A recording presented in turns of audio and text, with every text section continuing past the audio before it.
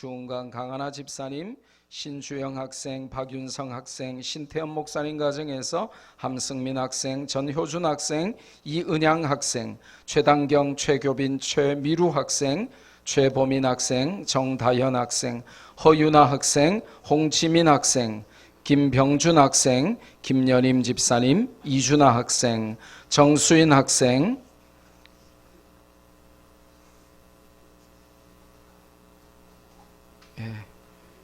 제가 한글이 잘 안 읽으시네요.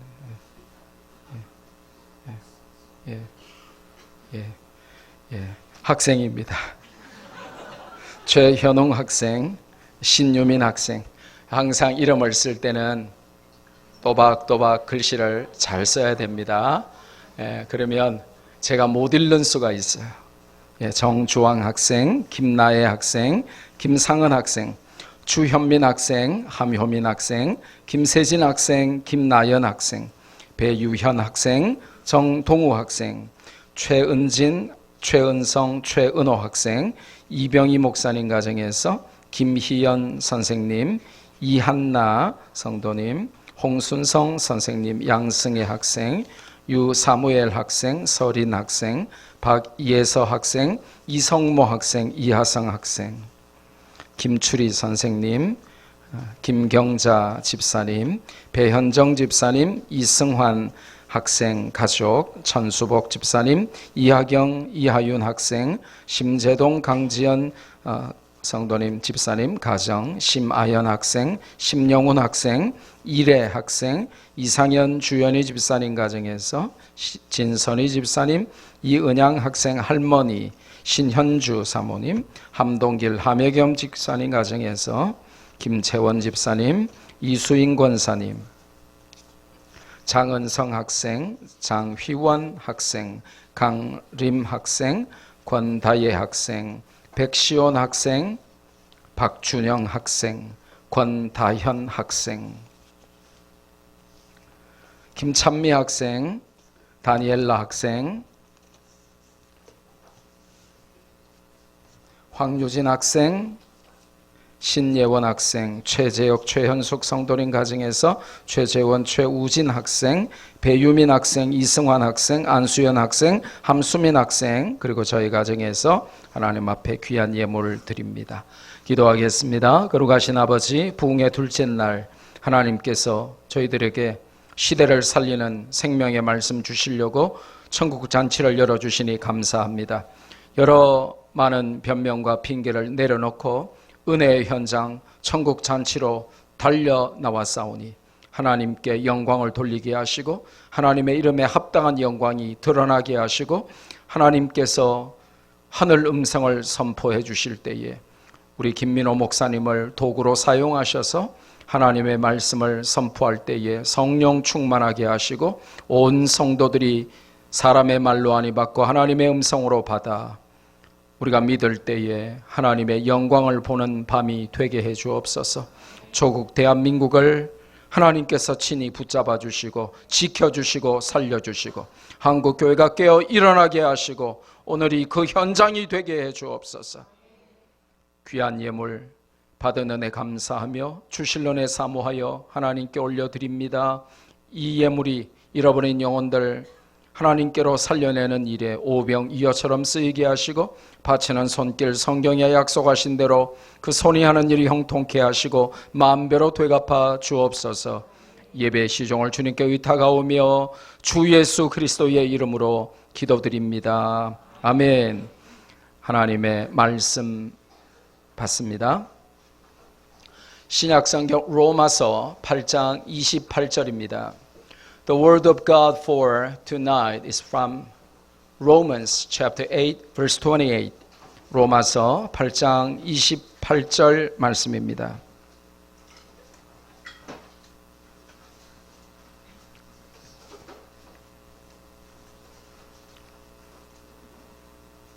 다 함께 하나님의 말씀을 읽습니다. 시작.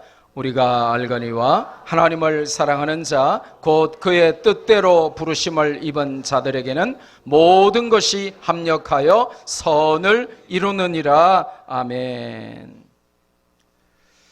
이 시간에는 말씀교회 남녀전도회에서 특성으로 하나님께 영광을 돌립니다.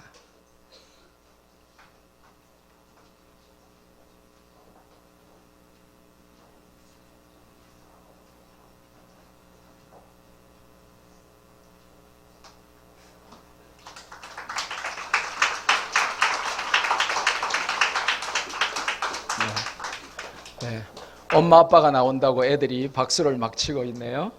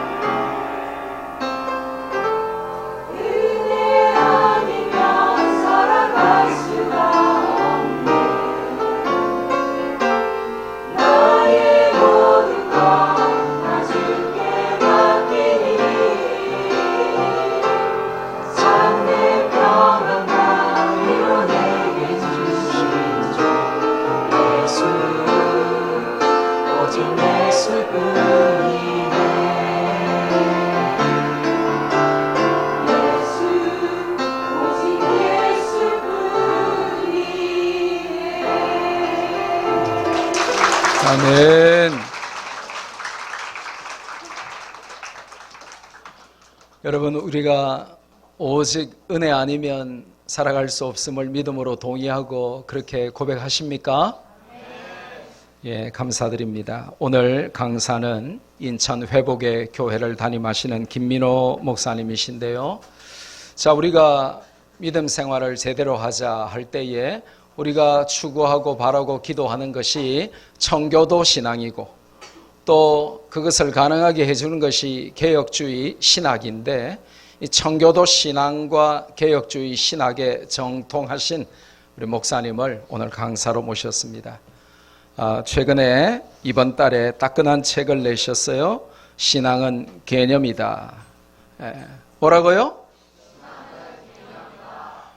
교회를 다니는데 아무 개념이 없이 생각 없이 다니는 분들이 너무 많기 때문에 이거를 개념 탑재, 개념 정리를 해주시는 목사님이 바로 김민호 목사님입니다.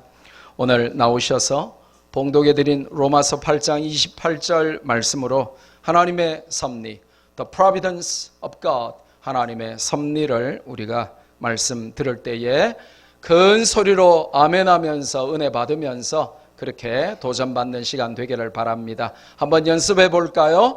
할렐루야! 할렐루야! 이렇게 하시면 됩니다. 감사합니다. 우리 목사님 모시겠습니다.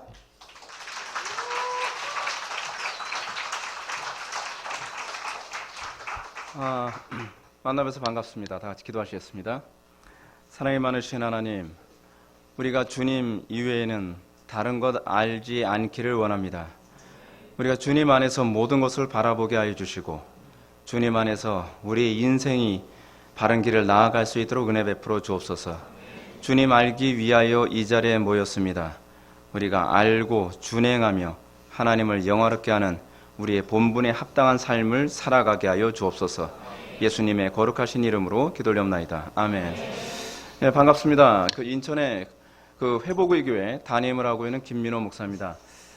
오늘 제가 같이 식사하면서 김도식 목사님께 우리가 학생들에 대한 얘기를 자랑을 굉장히 많이 들었는데 마음이 좀 불편했습니다.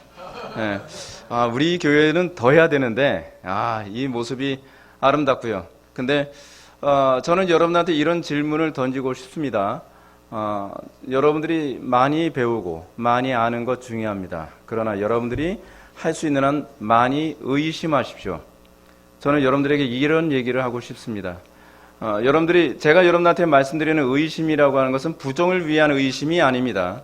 여러분들이 더 깊이 있게 알기 위한 의심을 하길 바란다는 얘기입니다. 제가 이번에 방금 말씀하셨던 것처럼 신앙은 개념이다라고 하는 책을 이번에 내게 됐는데 이 책을 내게 된 것도 사실은 그렇게 나오게 된 겁니다. 여러분들은 어떻게 생각할지 모르지만 저는 신앙생활하면서 제가 알고 있다고 하는 것에 대해서 과연 내가 제대로 알고 있는가에 대해서 굉장히 고민을 많이 했습니다. 구원에 대해서 내가 알고 있는가? 여러분은 구원이 무엇인가에 관해서 얼마나 고민해 봤습니까? 저는 신학을 공부하면서 저는 5년 동안 구원이 무엇인가에 관해서 끊임없이 고민했습니다. 알고 있는 게 아니었던 거예요. 여러분 이런 게 있습니다. 고민하지 않으면 내 것이 되지 않습니다. 여러분들이 알고 있다고 생각할 때 여러분들은 더 이상 배울 것이 없게 되는 겁니다. 내가 아는 것이 없고 내가 부족하면 내가 더 많이 알아야 된다고 하는 그 마음가짐이 여러분들 속에 있을 때 여러분들은 비로소 이제 무엇인가 알기 시작하게 되는 것입니다. 안다는 것에 관해서 좀 얘기 한번 잠깐 해볼까요? 와카다 아키노리라고 하는 일본인 문학평론가인데 이 사람이 이런 얘기를 합니다. 안다는 것은 개념을 활용할 수 있게 되었다는 얘기다. 여러분들이 무엇인가 알았다고 하는데 여러분들 그것을 활용할 줄 모른다고 한다면 여러분들은 아는 것이 아닙니다. 예를 한번 들어볼까요? 여러분들이 수학 공부를 하기 위해서 여러분들 수학 공식을 배웁니다. 근데 여러분들이 수학 공식을 배울 때는 아는 것 같죠? 근데 문제는 여러분들이 문제를 접했을 때 그 수학 공식을 활용하지 못하고 문제를 풀지 못한다고 한다면 여러분들은 사실은 그 수학 공식을 제대로 알고 있지 못한 겁니다. 기독교 신앙이 그렇습니다. 내가 무엇인가 알고 있다고 생각을 하고 내가 예수를 믿고 있다고 생각을 하는데 예수를 믿고 있는데 예수의 향기가 풍기질 않아요. 예수를 믿고 있다고 하는데 예수를 믿는다는 것을 물어보면 말을 못한단 말이에요. 한 번은 우리 집 근처에 어떤 사람이 전도를 합니다. 우리 아들이 쭉 지나가면서 전도를 당했어요. 전도를 당했는데 우리 아들한테 그런 겁니다. 예수 믿고 구원 받아야지. 그러니까 우리 아들이 그런 얘기했습니다. 근데 아줌마 구원이 뭐예요? 그랬더니 아줌마가 갑자기 당황하는 거예요. 설명 못하는 거예요. 그러다가 신호등 딱 바뀌니까 지금 신호등 바뀌어서 아줌마 가야 돼. 안녕? 그래서 하는 거예요. 알고 있는 건가요? 아니 내가 설명을 못하는데 뭘 알고 있는 거죠? 그리고 구원을 받았다고 한다면 여러분 그 구원이 여러분의 삶 속에 구체적으로 어떻게 적용이 되는 겁니까? 여러분들은 얼마나 그런 부분에 대해서 고민하나요? 그러니까 오늘날 이 시대를 바라보면서 제일 안타까운 것이 뭐냐면 요즘에 청소년들 눈이 동태 눈깔 같다는 거예요. 아니, 고민이 없는 눈이에요. 그래서 세월을 보내는 거예요. 제가 목회 사역을 하면서 제가 제일 싫어하는 눈동자가 뭐냐면 동태 눈깔이에요. 제가 중고등부나 청년부 사역을 제법 했었는데 청년부 제가 처음에 부임했을 때 청년들의 눈동자가 동태 눈깔이었어요. 아무 생각이 없어요. 아무 생각이. 뭐 학교는 좋은 학교 나왔죠. 좋은 학교 나왔어요. 근데 아무 생각 없이 앉아있는 걔네들을 보면서 제가 이런 얘기를 했습니다. 니네들 진작에 들어라. 니네들 머릿속에 뇌가 있다고 생각하니 없다고 생각하니. 근데 애들은 어이씨 막 이러는 거예요. 어이씨는 무슨 어이씨야. 생각을 해야지. 생각을 안 하니까 내가 이런 얘기하는 거 아니겠어. 그래서 제가 매주마다 회개하라 그러고 정신 차리라 그러고 막 계속 얘기를 해요. 그랬더니 그 청년부 그 총무되는 애가 저한테 와서 그런 거예요. 전사님, 그 당시에 목사님 전도사님이었거든요. 전사님, 우리한테도 비전을 얘기해 주세요. 비전을. 다른 교회에선 비전 많이 얘기해 주는데 목사님 맨날 회개하라 그러고 맨날 정신 차리라 그러고 그게 뭐예요? 그래서 제가 그런 얘기했습니다. 자식아, 죄인에겐 비전이 없어. 심판뿐이야. 근데 미치겠네 그러는 거예요. 여러분, 우리가 예수를 믿는 것이 무엇인지 분명한 개념을 탑재해야 됩니다. 오늘날 왜 그리스도인들이 그리스도인 다운 모습이 안 나타나는 거죠? 그리스도인 다움이 무엇인지 안다면 활용할 수 있어야 될 게 아니에요. 예수를 믿는다고 했을 때 예수를 믿는 것이 무엇인지 아는 사람은 저 사람 정말 예수 믿는 거 안다라고 다 제3자가 알거든요. 근데 문제는 뭐냐 하면 사람들이 내가 예수를 믿는 게 뭔지를 몰라요. 여러분 어때요? 저는 중학교 때서부터 그런 부분에 대해서 고민 많이 했거든요. 제가 사실 오늘 설교를 준비한 것보다 좀 다른 얘기를 좀 많이 하는데 왜냐하면 제가 청소년들 대상으로 굉장히 오래간만에 제가 설교를 하는 거라서 해주고 싶은 얘기가 많아서 그래요. 근데 여러분들이 진짜 내가 무엇을 믿는가에 대해서 고민해야 돼요. 근데 여러분들 진짜 내가 무엇을 믿는지에 대해서 고민하지 않는다고 한다면 여러분들은 나중에 굉장히 고생 많이 할 때 그때 비로소 생각하게 될 겁니다. 생각하지 않으면 여러분들은 아무것도 얻을 것이 없습니다. 저는 제가 지금 우리 아이가 하나는 중학교 2학년이고 하나는 고등학교 1학년이에요. 홈스쿨링이에요. 학교를 안 다녀요. 근데 우리 애들한테 독서법을 가르치고 우리 아이들한테 논리적으로 사고하는 법을 가르치고 우리 아이들한테 토론하는 법도 가르치고 그래요. 근데 우리 애들한테 항상 그럽니다. 항상 책을 많이 읽히거든요. 근데 책을 읽히고 나면 그래 와서 물어보는 거예요. 다 읽었니? 다 읽었어요. 말해봐. 그거 어떻게 말을 해요? 말 못하면 안 읽은 거네. 다시 읽어. 아니 도대체 왜 우리는 독서를 하는 거죠? 자, 제가 여러분한테 이런 얘기를 할게요. 여러분들 왜 공부를 하죠? 그런 질문 해봤어요? 여러분 왜 책을 읽죠? 여러분 그런 고민하나요? 저는 제가 제일 싫어하는 인간이 어떤 인간이냐면 고민하지 않는 인간이에요. 고민하지 않는 인간은 사실은 얻을 게 하나도 없어요. 그냥 잉여 인간일 뿐이에요. 그냥 세월만 보내는 거예요. 깍두기 같이 그냥 하루하루 보내는 거죠. 그게 무슨 의미가 있냐는 거죠.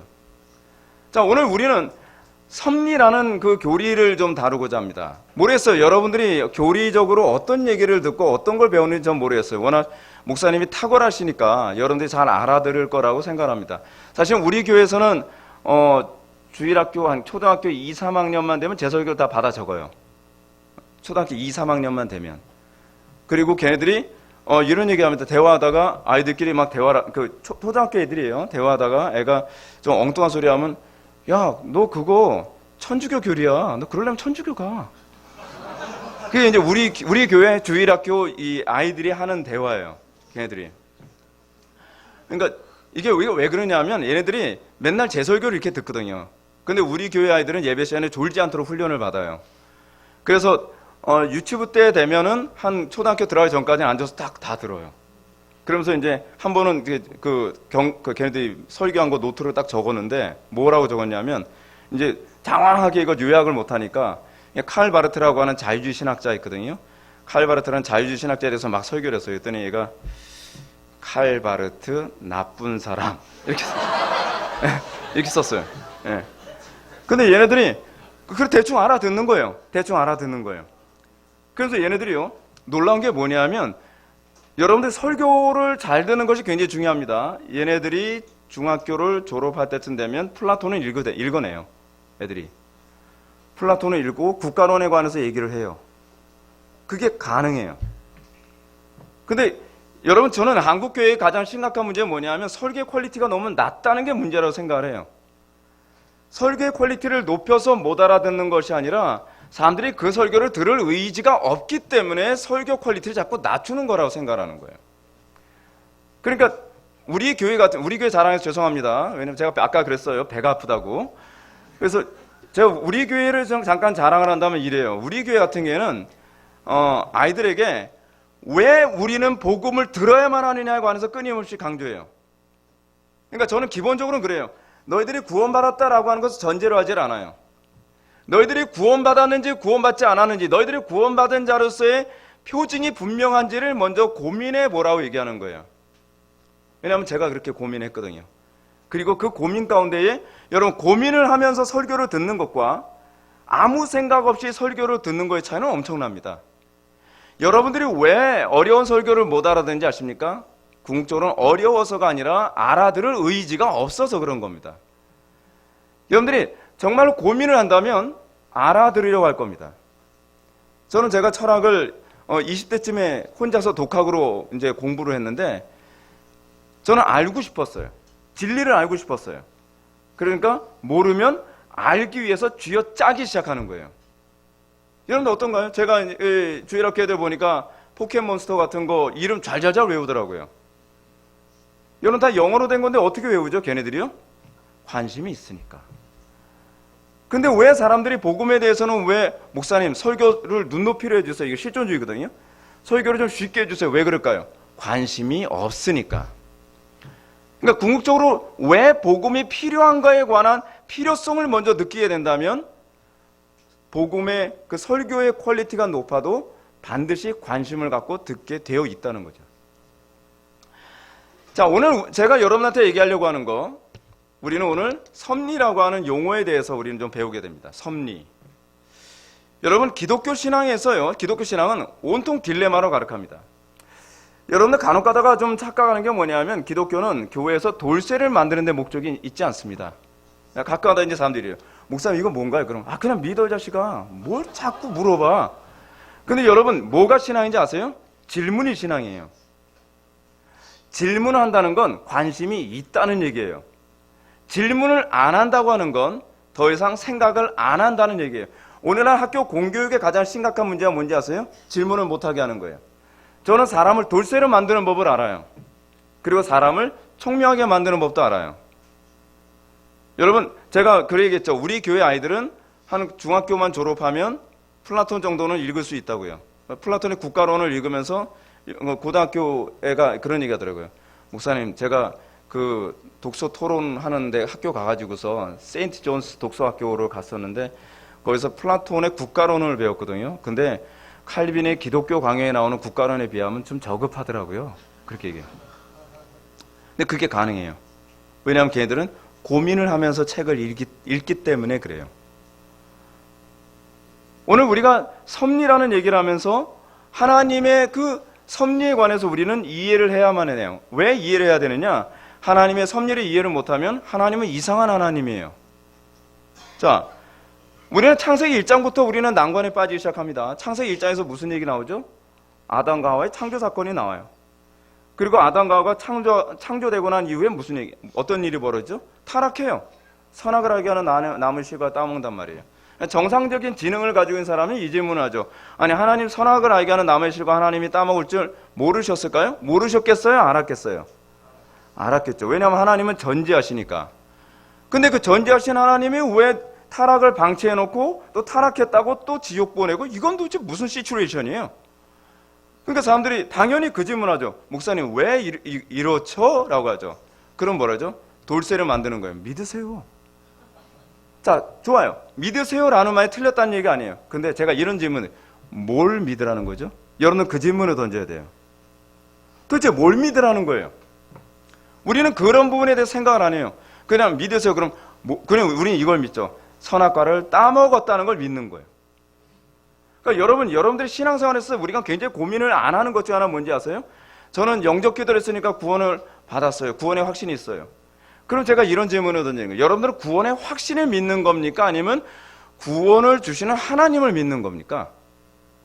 그러니까 어떤 사람이 이렇게 얘기해요. 제가 구원받은, 이게 청교도들이나 개혁파들이 가지고 있는 사고방식인데, 우리가 구원받은 하나님의 백성이라고 한다면 구원받은 자로서의 표징이 나오게 되어 있다는 거예요. 그걸 통해서 내가 하나님 백성이라는 표징을 찾고 거기서 확신을 얻죠. 근데 우리는 어때요? 표징이 안 나타나는데 구원을 확신해야만 구원을 받는다고 생각해요. 이거를 철학에서는 순환 논리라고 얘기해요. 구원을 확신해야 구원을 받는다? 그러면 구원을 받으려면 어떻게 또 확신을 해야 돼요? 아니, 구원을 확신해야 구원을 받는다는 얘기가 이게 논리적으로 말이 되나요? 아니죠. 구원을 받았기 때문에 확신을 해야죠. 무슨 말인지 아시죠? 예. 근데 우리는 이걸 아무 비판 없이 구원을, 확신을 믿으려고 애를 써요. 저 구원받을 줄 믿습니다. 아무리 침튀겨도요, 그렇다고 해서 구원받는 거 아니에요. 구원의 확신은요, 확신을 해야만 구원을 받은 것이 아니라 구원을 받았기 때문에 확신하는 거예요. 이건 마치 뭐하고 똑같냐면, 여러분들이 이번에 100점 받을 걸 믿습니다 하면서 여러분 시험 보면 100점 되나요? 아니죠. 100점 딱 받았다고 여러분들 확신하게 될 때, 그때 확신하게 되는 거잖아요. 자기가 충분히 공부해서, 나 이번에 정말 100점 맞을 것 같아. 거기서 확신이 오는 거잖아요. 어디서 나오는 거예요? 실력에서 나오는 거죠. 우리가 이런 식의 사고방식을 하니까 신학생들 중에서 이런 황당한 신학생들이 있어요. 학교에서 시험을 보는데 공부를 하나도 안 했어요. 뭐만 했냐? 밤새도록 기도만 한 거예요. 주여, 제가 이번에 시험 잘 보게 해주십시오. 여러분들 근데 애석하게 이게 실제로 있었던 일이래요. 그리고 났는데 딱 시험 문제를 받으니까 어떻게 해요? 기도를 그렇게 했는데 문제를 읽어보니까 모르겠는 거예요. 그러면 뭐라고 답을 썼을까요? 하나님은 아십니다. 그러니까 이게 선생님이, 그 교수님이 채점을 하면서 그런 거예요. 하나님은 100점, 너는 빵점. 이게 우리의 문제인 거예요. 도대체 믿음이 뭔지를 한 번도 고민해보지 않고 믿음이 좋다 나쁘다를 생각하려고 한단 말이에요. 그래서 요번에 제가 자꾸 책 광고해서 죄송한데, 신앙은 개념이다라는 책을 그래서 쓴 거예요. 왜냐하면 너무 개념이 없으니까. 근데 제가 하나서부터 10가지를 다 점검해 보니까 우리는 제대로 알고 있는 것이 도무지 없는 거예요. 도무지. 자, 그래서 섭리에 관해서 다시 한번 돌아볼까요? 여러분, 우리에게서 왜 하나님은 선하신데, 그리고 하나님은 전지하신데, 그분이 어떻게 선악을 알게 하는 남의 시가를 만들어 놓고 따먹었다고 또 야단치고 지옥 보내는 건 또 뭘까요? 그거는 우리가 그것을 이해하려면 하나님의 속성에 대한 이해로 먼저 접근해 들어가야 돼요. 예수 믿는 건요, 우직하게 믿는 것이 아니라 지혜롭게 믿는 거예요. 덮어놓고 믿는 것이 아니라 까놓고 믿는 게 예수 믿는 거예요. 우리는 덮어놓고 믿잖아요. 그러다 보니까 여러분, 예수 믿는다는 사람들에 대해서 안 믿는 사람들이 뭐라고 얘기하죠? 생각 있는 애들은 예수 믿을 게 못 돼. 아니요. 그렇다고 한다면 여러분, 기독교가 들어간 나라가 문명화됐을까요? 제가 오늘 그 얘기를 하려고 그러는 거예요. 섭리교리가 가져다 준 이 소위 기독교 국가들의 문명화가 된 원인이 어디에 있었는가에 관한 문제가 바로 섭리와 관련된 거였거든요. 섭리교리를 바르게 이해하고 소화해서 그거를 다방면으로 적용할 수 있는 능력이 그들에게 있었던 거예요. 자, 어려운 얘기 이제 시작합시다. 섭리라는 말을 시작하게 되면 섭리라는 단어에는 반드시 세 개의 교리적 단어가 연결되어져야만 합니다. 하나는 보존이고요. 이거 웨스트민스터 신앙고백서에서 나오는 얘기예요. 하나는 보존이고 하나는 통치예요. 근데 또 하나의 용어가 이제 들어가요. 아브라함 카이퍼나 헤르만 바빙크. 이제 이런 얘기 나오면 이제 막 머리가 무거워지기 시작하고 눈이 무거워질 수 있겠죠. 근데 여러분 귀담아 들어야 돼요. 아브라함 카이퍼나 헤르만 바빙크가 등장하면서 섭리교리에 이 협력이라는 용어를 하나 더 첨가시켜야 된다라고 얘기를 합니다. 협력이라는 얘기가 무슨 얘기냐면 협력이란 이겁니다. 자연 세력이나 인간의 의지와 같은 종속적인 능력에 하나님의 능력이 협력해서 하나님의 사역이 이루어진다는 거. 뭐 말이 어렵죠. 쉽게 얘기해서 이런 얘기입니다. 여러분, 하나님께서요 홍해 바다를 가르시는데 하나님께서 여러분 그 알라딘 보셨죠? 안 보셨나요? 저도 사실 못 봤어요. 근데 여러분 알라딘 옛날에 만화 영화 보게 되면은 지니가 봉 나타나가지고서 완전히 그 말도 안 되는 방법으로 건물도 만들고 막 그러잖아요. 근데 하나님은 그렇게 안 하세요. 하나님은 기적을 일으키시되 하나님께서 정하신 자연의 법칙을 사용하셔서 그 자연의 법칙을 협력하여 일을 이루세요. 그래서 하나님께서 홍해바다 가르칠 때 어떻게 가르치죠? 동풍을 동원해서 가르세요. 동풍을 사용 안 하실 수도 있어요. 왜냐하면 하나님은 전능하시니까. 근데 여러분들이 이 전능이라는 단어도 잘못 이해하고 있는 게 바로 그거예요.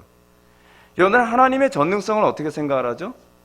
어떤 철학과 교수, 서강대의 어떤 철학과 교수가 수업 시간에 그런 얘기를 했어요. 우리 교회 청년이 그 강의를 들었기 때문에 제가 알게 됐는데, 하나님이 전능하시다면 그 전능하신 하나님은 당신이 들 수 없는 돌을 만들 수 있어야 된다. 근데 그 전능하신 하나님이 그 돌을 들 수 없다면 그 하나님은 전능하지 못하다. 이건 뭐라고 얘기하지 이걸요? 궤변이라는 거예요. 궤변. 여러분, 전능하신 하나님이 바보입니까? 자기가 들지 못할 돌을 만들게요? 근데 우리는 그런 식으로 우리는 궤변에 빠지는 경우가 많단 말이에요. 그걸 전능성이라고 생각해요. 전능이란 무엇이냐면 하나님은 모순을 범하지 않으신다는 얘기예요. 여러분, 거짓말을 못하는 게 전능입니까? 무능입니까? 거짓말을 못하는 건 능력이에요. 우리가 언어상으로 부정어법을 사용해서 이걸 무능이라고 생각하지, 사실은 거짓말을 안 하고 그리고 모순을 범하지 못하는 것이 이것이 전능이죠. 이것이 능력이에요. 그러니까 우리는 이 전능이라는 용어 하나조차도 제대로 이해를 하지 못하고 있는 거죠. 자, 저는 섭리를 이해하는 데 있어서 무엇보다 하나님의 속성에 대한 이해가 분명히 있어야 된다고 생각을 합니다. 여러분, 하나님은 어떤 분이시죠? 우리는 하나님은 사랑이시고, 하나님은 전능하시고, 하나님은 지혜로우시고, 하나님은 탁월하십니다. 근데 문제는 뭐냐면 여러분들이 모순처럼 보여주는 그 모든 일에는 하나님의 속성에 하나도 위배되는 일이 없이 하나님께서 그 일을 이루신다는 거예요. 문제는 이거예요. 여러분들의 지능으로 이해하지 못하는 걸 하나님이 부족하다고 생각한다는 게 문제인 거예요. 자, 여러분들은 어떻습니까? 여러분들의 인생에 있어서 여러분들의 지능으로 이해하지 못하기 때문에 하나님을 나쁘다고 여러분 얘기하는 게 정당한 거예요? 자, 예를 들어서 한번 이렇게 생각해 봅시다. 여러분들 부모님이 여러분들이 납득하지 못하는데 종아리를 때렸어요. 그럼 여러분 부모님 무조건 나쁜가요? 아니죠. 그냥 여러분들이 이해하지 못할 뿐이에요. 나중에 여러분들 시간이 지나고 좀 철이 들면 부모님이 옳으셨어. 우리는 그럴 때가 많잖아요. 근데 우리는 하나님을 내가 납득하지 못하기 때문에 하나님을 나쁜 하나님처럼 우리는 평가할 때가 얼마나 많냔 말이에요. 하나님이 전능하신데 왜 전능하신 하나님께서 선악을 알게 하는 나무의 실과 따먹게 하셨지? 전능하신 하나님 왜 나한테 이런 고통을 주시지? 전능하신 하나님이 왜 나에게 이렇게 하시죠? 근데 그것이 하나님의 전능성만을 가지고 얘기하기 때문에 그래요. 하나님이 여러분, 하나님은 이렇게 생각하십시오. 하나님은 어떤 분이신가? 하나님은 선하십니다. 믿습니까? 근데 여러분, 제가 이제 이 얘기까지 하게 되면 시간이 많이 걸리는데 그 선이라는 개념도 여러분들이 규정한 선이 아니에요. 성경이 규정한 선이에요. 개념이 달라요. 근데 그 선하신 하나님이 동시에 공의로우세요. 그리고 하나님은 선하고 공의로우신 분이시지만 또 사랑이 가득한 분이세요. 여러분, 이게 다 충돌을 일으키는 것 같은 속성이거든요. 근데 이 속성들이 연결을 해서 하나님이라고 하는 독특한 영광이 드러나요. 여러분, 하나님이 사랑이 많으신데 거기에 공의로움이 없으시면 여러분, 그 사랑이 참된 사랑일 수 있나요? 하나님이 사랑이 많으시고 공의도 많으신데 그 하나님께서 지혜롭지 못해요. 그럼 그게 여러분 진짜 사랑이고 여러분 공의로울 수 있나요? 아니죠. 우리는 자꾸 하나님을 어떻게 생각하다가 우리는 모순에 빠진지 아나요? 하나의 면만을 보고서 하나님은 이런 분이실 거야 라고 자꾸 생각하는 거예요.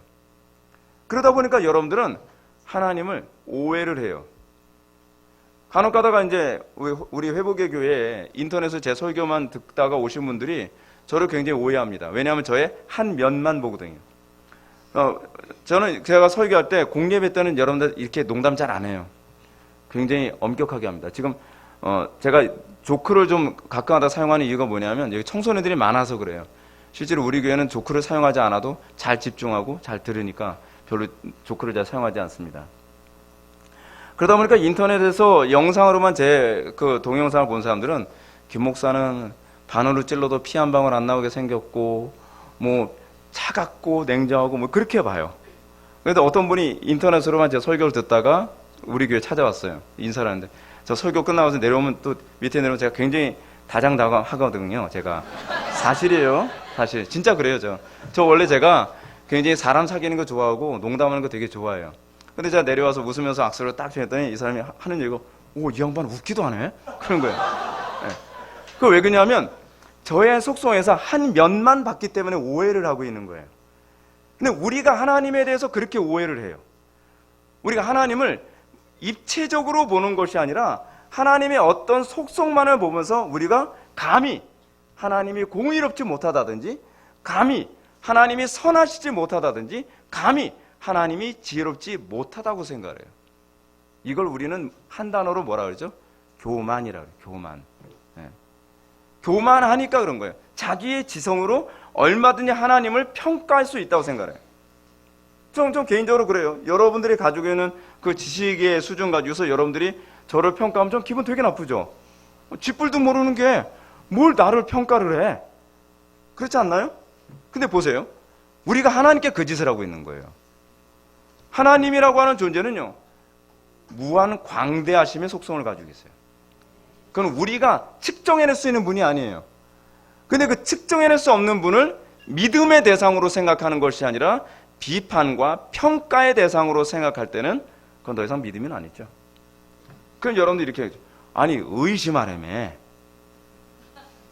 근데 여러분 이 의심은 그 의심이 아니에요. 이런 건 전제에 입각한 의심이에요. 선하신 하나님이 왜 그렇게 하셨을까? 예를 한번 들어보시죠. 여러분들이 저를 굉장히 좋아해요.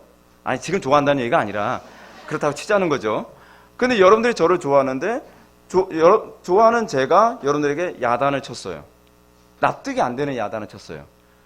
근데 여러분들이 저한테 하나의 전제가 있죠. 나는 저 목사님을 사랑하고 목사님도 나를 사랑해. 그럼 여러분들 그 다음에 뭐가 붙죠? 왜 그러면 나한테 이런 야단을 치시고 이렇게 혹독하게 대하시지? 하나님과 관계가 회복된, 소위 믿음 안에 들어가게 됐을 때 우리에게 나타나는 반응이 그거예요. 왜 하나님은 이렇게 하셨지? 왜 하나님은 전쟁을 허용하시지? 왜 하나님은 저렇게 불쌍하고 착한 사람이 저 고통 가운데 머물도록 하시지? 근데 이걸 이해하게 만든 것이 섭리예요. 섭리. 여러분, 소위 문명화됐다고 하는 유럽이나 미국 같은 나라 사람들이 가지고 있는 이 섭리에 대한 인식이 얼마나 수준 높은지 여러분 보십시오. 이 섭리에 대한 인식이 깊은 만큼 신앙의 깊이가 아주 깊어지고 탁월해집니다. 여러분 남북정전 당시에 어떤 그 군인이 아내에게 쓴 편지의 내용에서 이런 편지 내용이 있었다 그럽니다. 한번 들어보세요. 사랑하는 아내여, 섭리가 나를 내 삶의 현 시점으로 이끌었어. 그리고 섭리가 내일 나에게 무엇을 준비하고 있는지 나는 알지 못하오. 만약 섭리에 따라서 내일 내가 살아남지 못할지라도 그 동일한 자비로우신 섭리에 당신과 우리의 자녀들을 의탁할 것이오. 여러분 이거요, 일개 군인이 전쟁터에 나가서 쓴 편지 내용이에요. 언제요? 남북전쟁 당시에. 그러니까 여러분 제가 목표로 하는 저는 목회가 그래요. 저는 우리 대한민국 기독교인들의 의식 수준 또는 신앙의 수준을 저는 최대한 퀄리티를 높여야 된다고 생각을 해요. 신학의 수준이 여러분들 삶의 모든 것에 대한 해석의 수준을 남다르게 만들어요. 우리 교회 같은 경우에는 그 강도사님 정도 되는 이제 신대원 출신들은 좀 적응하기 힘들어요. 왜냐하면 성도님들의 수준이 조금 높거든요. 그러다 보니까 자꾸 이렇게 눈치를 봐요. 그래서 굉장히 불편해요. 그러니까 어떤 분들이 이런 얘기해요. 아니 무슨 교인들을 다 신학자를 만들려고 하나? 맞아요. 왠지 아세요? 여러분들은 어렸을 때서부터 철학적으로 자랐어요. 여러분들 머릿속에는 알든 모르든 의식하든 의식하지 않든 여러분들은 모든 걸 철학적으로 해석을 해요. 그렇다고 한다면 여러분들이 교회에 나오게 되면 여러분들의 사고방식이 이제는 어떻게 바뀌고 어떻게 전환되어야죠? 신학적으로 전환되어져야 돼요. 모든 것을 신학적으로 해석하는 법을 배워야 돼요. 저는 우리 교인들한테 그 부분에 대해서 끊임없이 질문을 던지는 거죠. 우리의 삶 속에 나타나는 모든 문제를 이제는 운명론으로 해석하지 마라. 이제는 결정론으로 해석하지 마라. 이제는 섭리론으로 해석하라. 모든 것의 사고방식이 이제는 성경적으로 사고의 방식의 전환이 있어야 된다는 거죠. 우리가 여러분 운명론이나 숙명론으로 인생을 해석하는 사람들 어떤지 아시나요? 제가 1년에 한 번씩은 제가 미얀마를 갑니다. 미얀마 굉장히 못 삽니다. 굉장히 못 살아요. 사람들이 이렇게 얘기해요. 미얀마 사람들이 못 사는 이유는 너무 날씨가 덥기 때문에 그렇대요. 그렇지 않습니다. 날씨의 문제가 아닙니다. 종교 때문이에요. 미얀마 사람들이 가지고 있는 어떤 인생관이 있어요. 그 인생관이 뭐냐면 숙명론이에요. 그러니까 여러분 그 힌두교인들을 보게 되면 힌두교인들은 어떤가요? 힌두교인들은 소위 종교적 계급주의로 태어나잖아요. 그래서 어떤 사람은 태어나서 평생 똥바지로 이제 똥 푸는 일만 해요. 그 사람은요. 왜냐하면 자기는 전생에 인생을 잘못 살았기 때문에 그렇게 살도록 자기는 태어났다는 거예요. 더 이상 이걸 극복하려고 들질 않아요.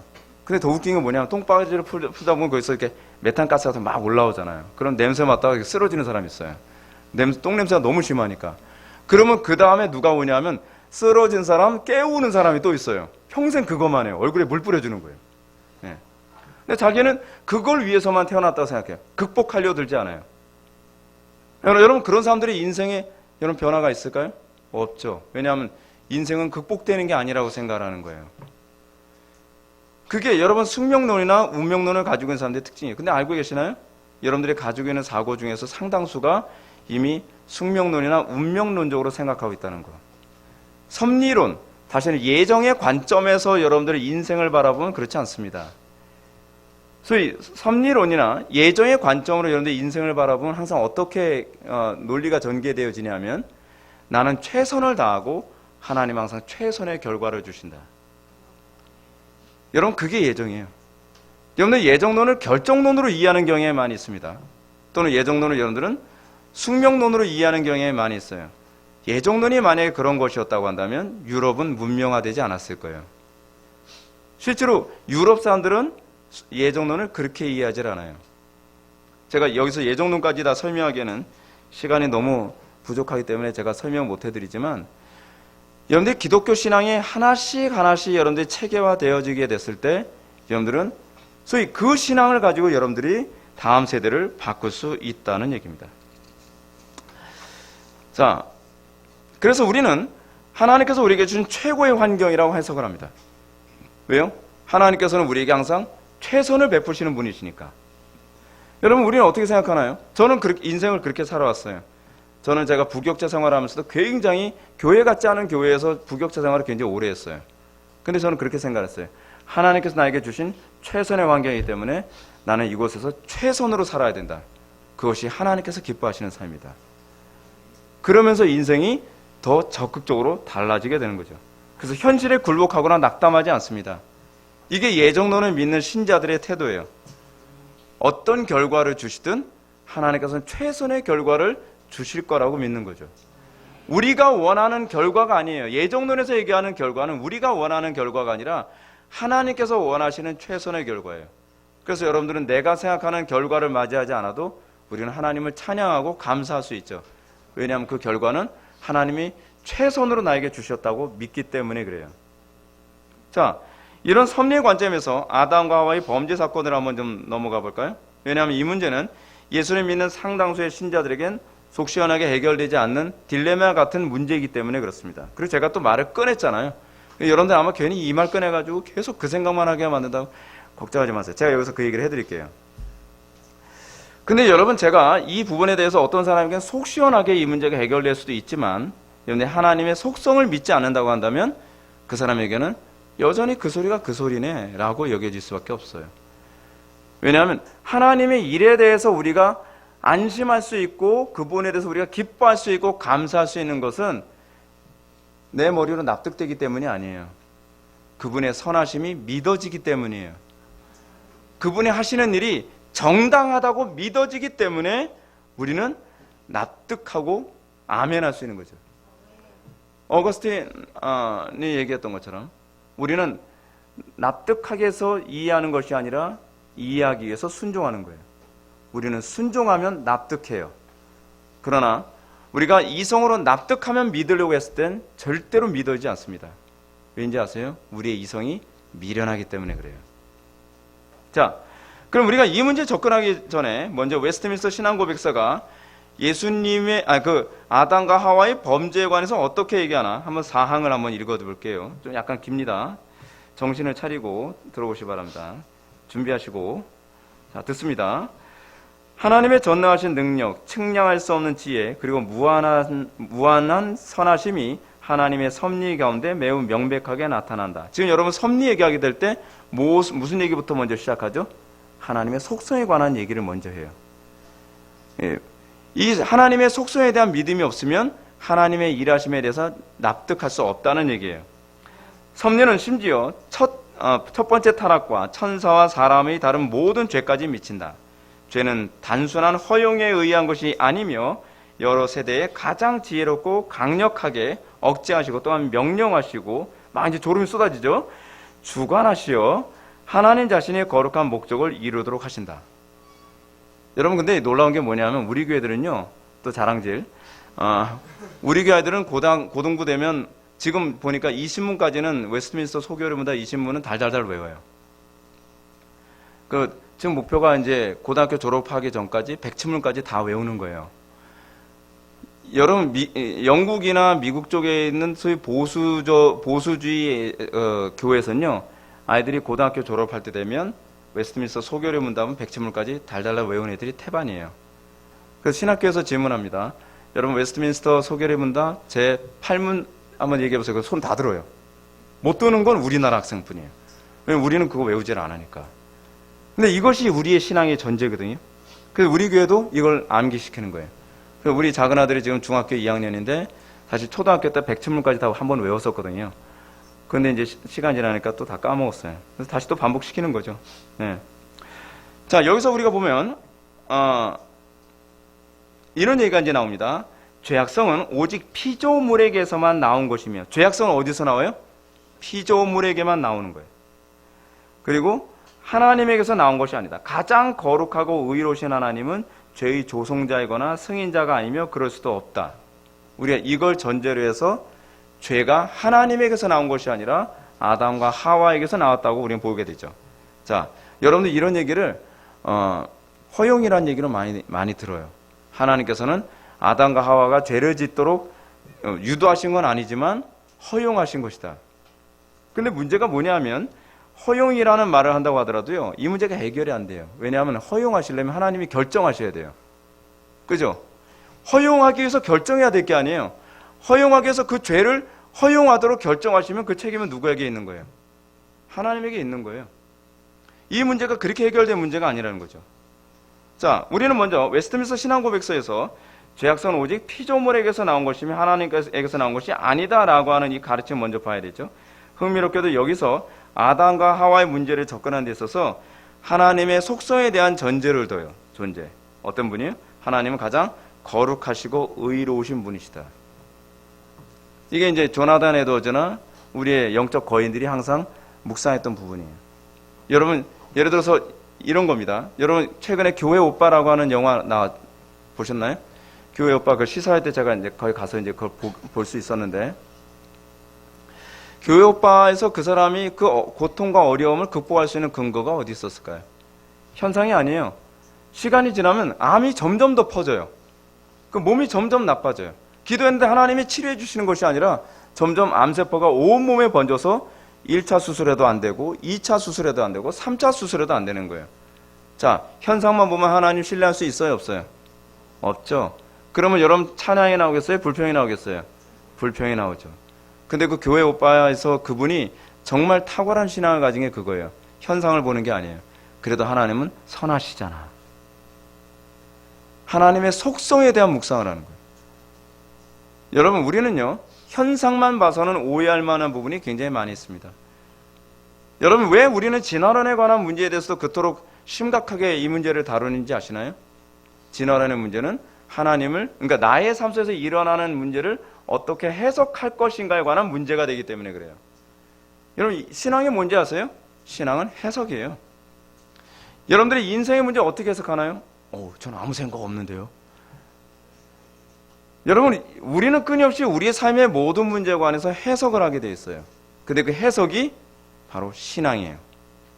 어떤 문제가 발생했어요? 근데 불평과 짜증이 가득해요. 그게 여러분들이 인생을 해석하는 방식이에요. 근데 여러분, 성경은 우리들에게 어떻게 인생을 해석하라고 가르치고 있죠? 범사에 감사하라. 항상 기뻐하라. 어떻게 항상 기뻐하죠? 우리는 이런 식으로 생각하죠. 비 오는 날 비 안 왔으면 그래도 가뭄이 해결이 되지 않았을 테니까 그렇죠.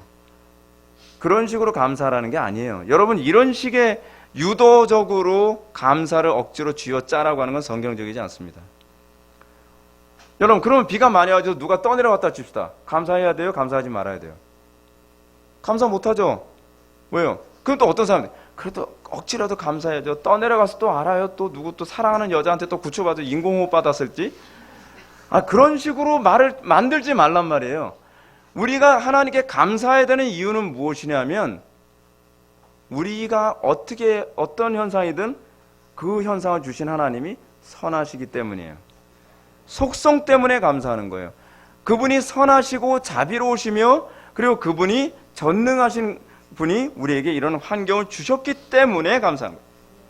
웨스트민스터 신앙고백서에서요, 왜 아담과 하와의 죄성에 관한, 이 죄악에 관한 문제를 다루면서 뭐부터 얘기해요?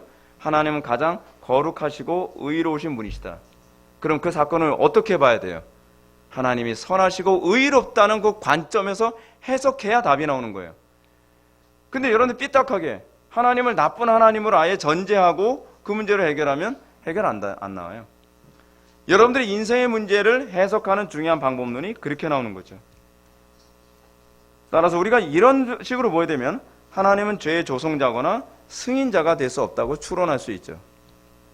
그렇다면 우리는 이 추론이 하나님께서 죄가 일어나도록 작정하셨다는 주권 교리와 어떻게 충돌을 일으키지 않는가. 한번 여러분 R.C. 스프롤 교수가 한 말을 한번 좀 들어보시기 바랍니다. 타락과 우리 안에 내재하는 죄는 그 자체로 악한 것이며 이로 인해 아담과 우리는 죄책을 갖고 있지만 신적인 목적과 섭리의 신비라는 관점에서 볼 때 악이 존재한다는 것은 궁극적인 차원에서 선이다. 잘 들어봐요. 뭐라고요? 여기서 악이 선이라고 말하는 것과 악이 존재하는 것이 선이라고 말하는 것에는 반드시 달라요. 여러분, 악이 선일 수는 없습니다. 그렇죠? 근데 하나님께서 악을 존재하도록 한 것이 선한 의도에서 나온 거였다는 거예요. 여러분 좀 골치 아픈가요? 자, 제가 여러분한테 그런 말씀 드렸죠. 그래서 서론에서요. 고민하세요. 우리들의 가장 심각한 문제가 뭔지 아세요? 우리는 생각을 너무 얕게 하는데 익숙해져 있다는 거예요. 혹시 여러분들 로이드 존스 목사님이라고 여러분 들어보셨나요? 로이드 존스 목사님이라고 있습니다. 영국의 20세기 최고의 설교자거든요. 근데 그 로이드 존스 목사님의 설교를 제가 신학교 다니면서 설교집에 읽는데 제가 어떤 느낌이었냐면, 아니 이렇게 어려운 설교를 매주마다 강단에서 했다는 거야? 거의 설교가 거의 신학 강좌 수준이었거든요. 근데 놀라운 일이 이거예요. 로이드 존스 목사님이 몸이 아파서 병원에 입원한 적이 있었습니다. 병원에 입원했는데 14살짜리 아이들이 그 여자아이가 편지를 썼어요. 뭐라 편지를 썼냐면, 로이드 존스 목사님 빨리 퇴원하세요. 우리는 목사님 설교가 제일 쉬워요.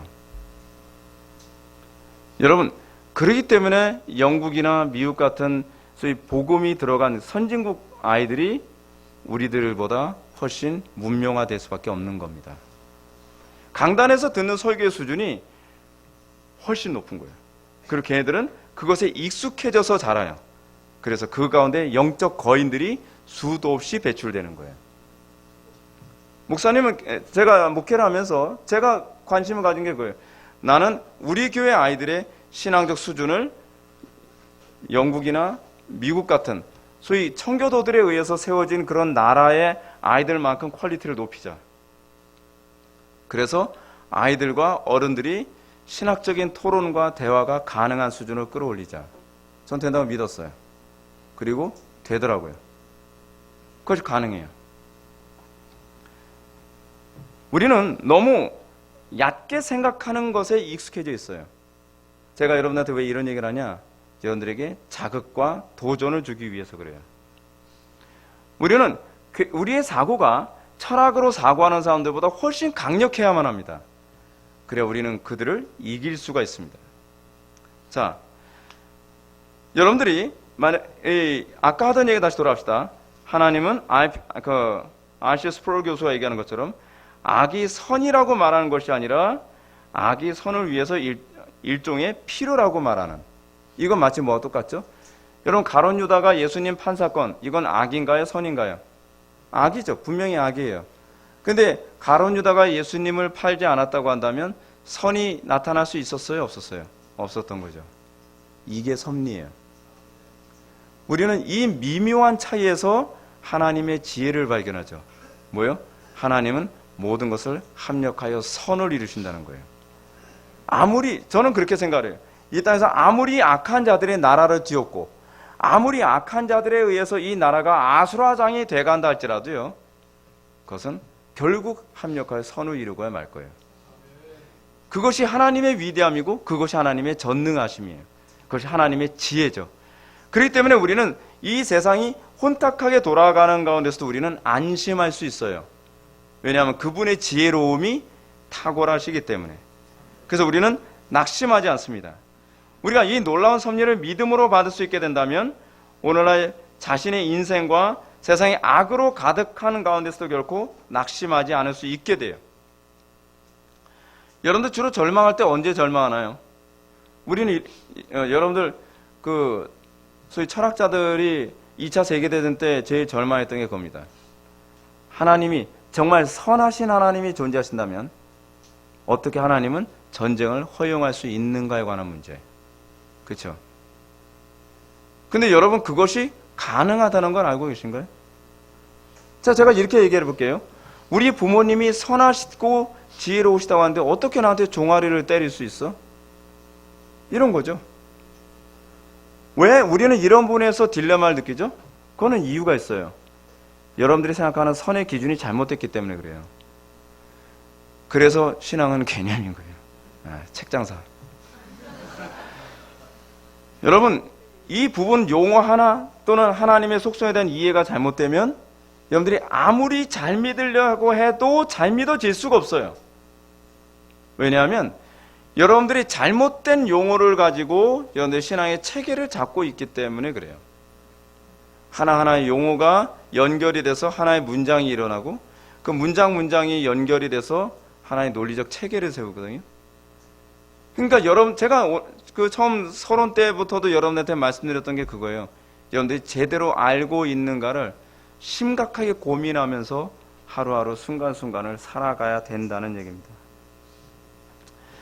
자, 우리가 이런 부분을 보게 되면 우리는 이렇게 안심할 수 있죠.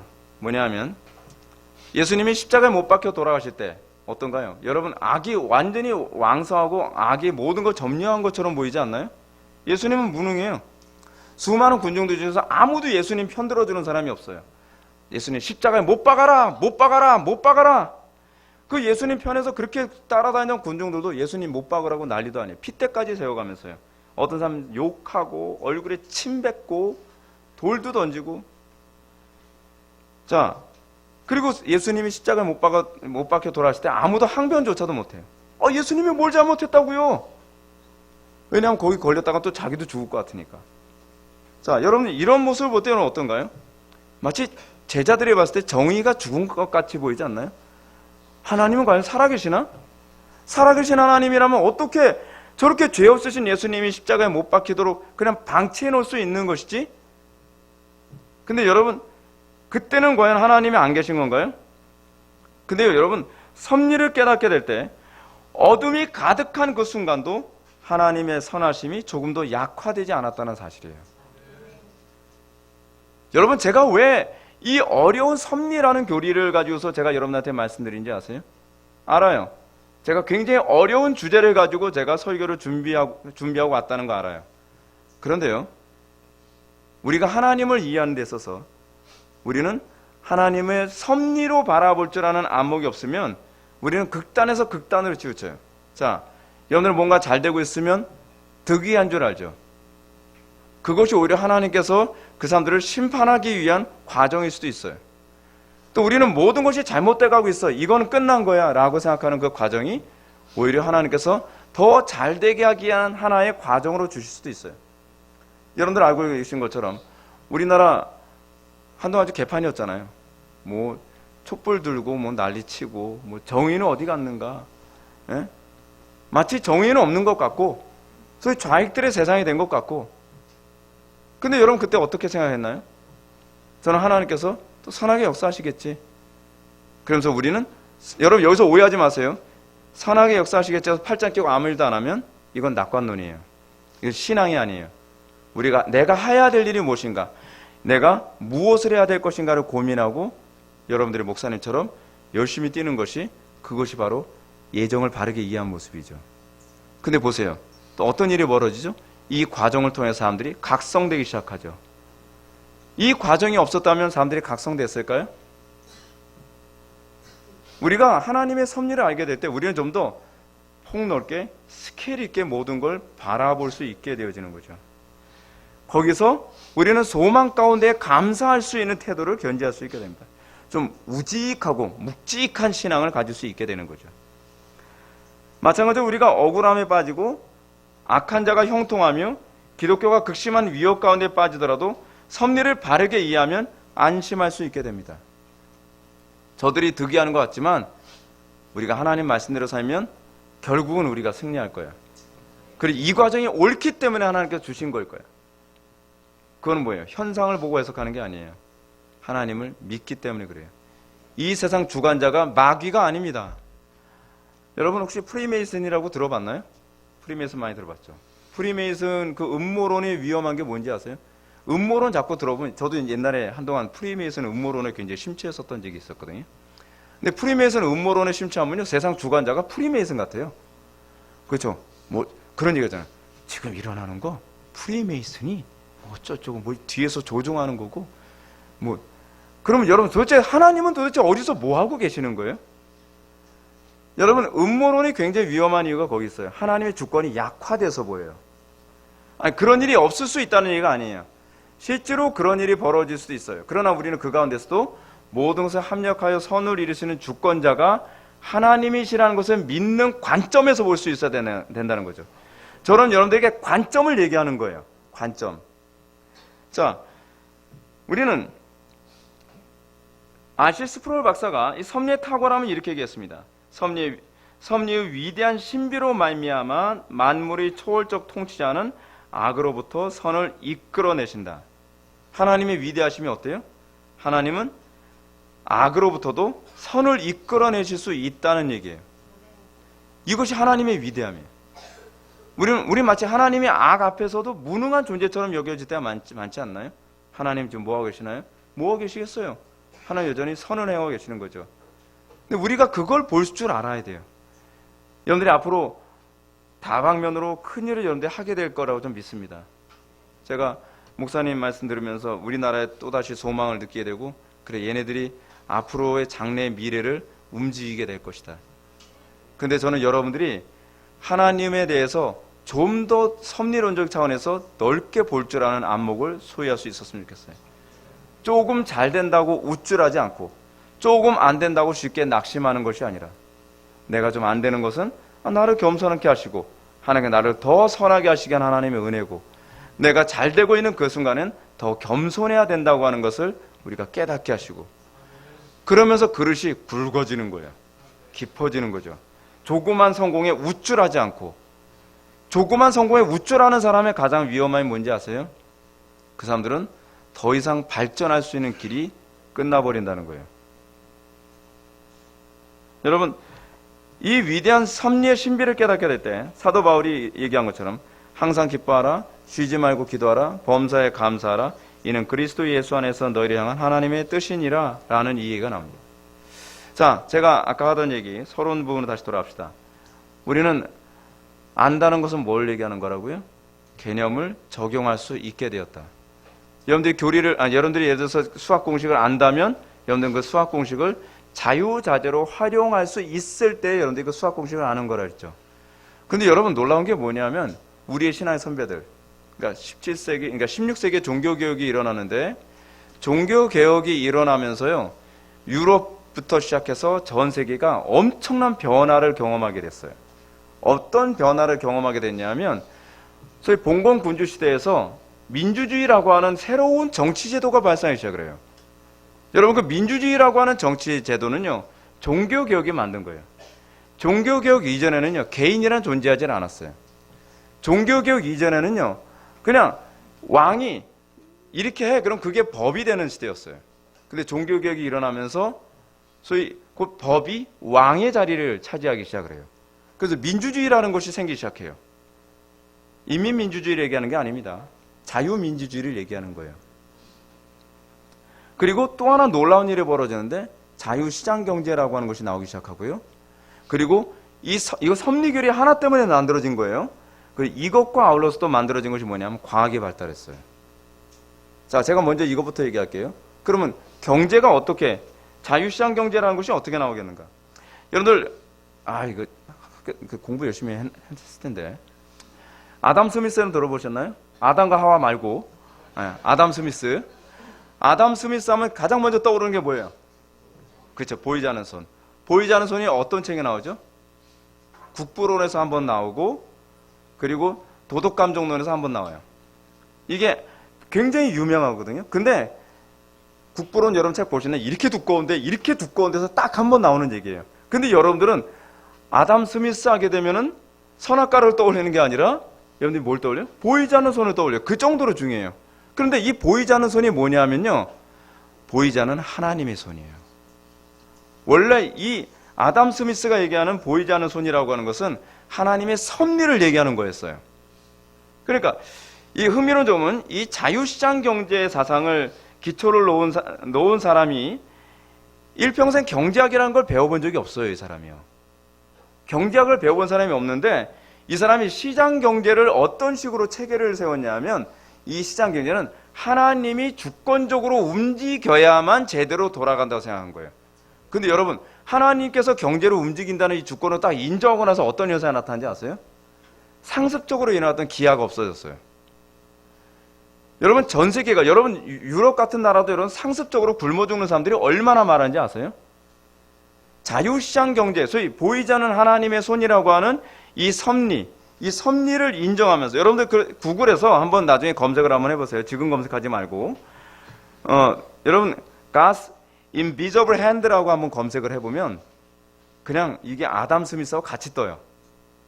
하나님의 보이지 않는 손, 이거로 검색하면 구글에서 막 떠요, 그냥.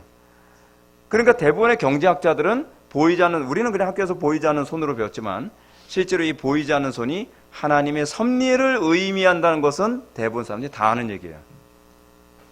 근데 전 세계가 이 기아 문제를 해결할 방법이 없었거든요. 왜냐하면 아무리 노동해도 어떻게 해요?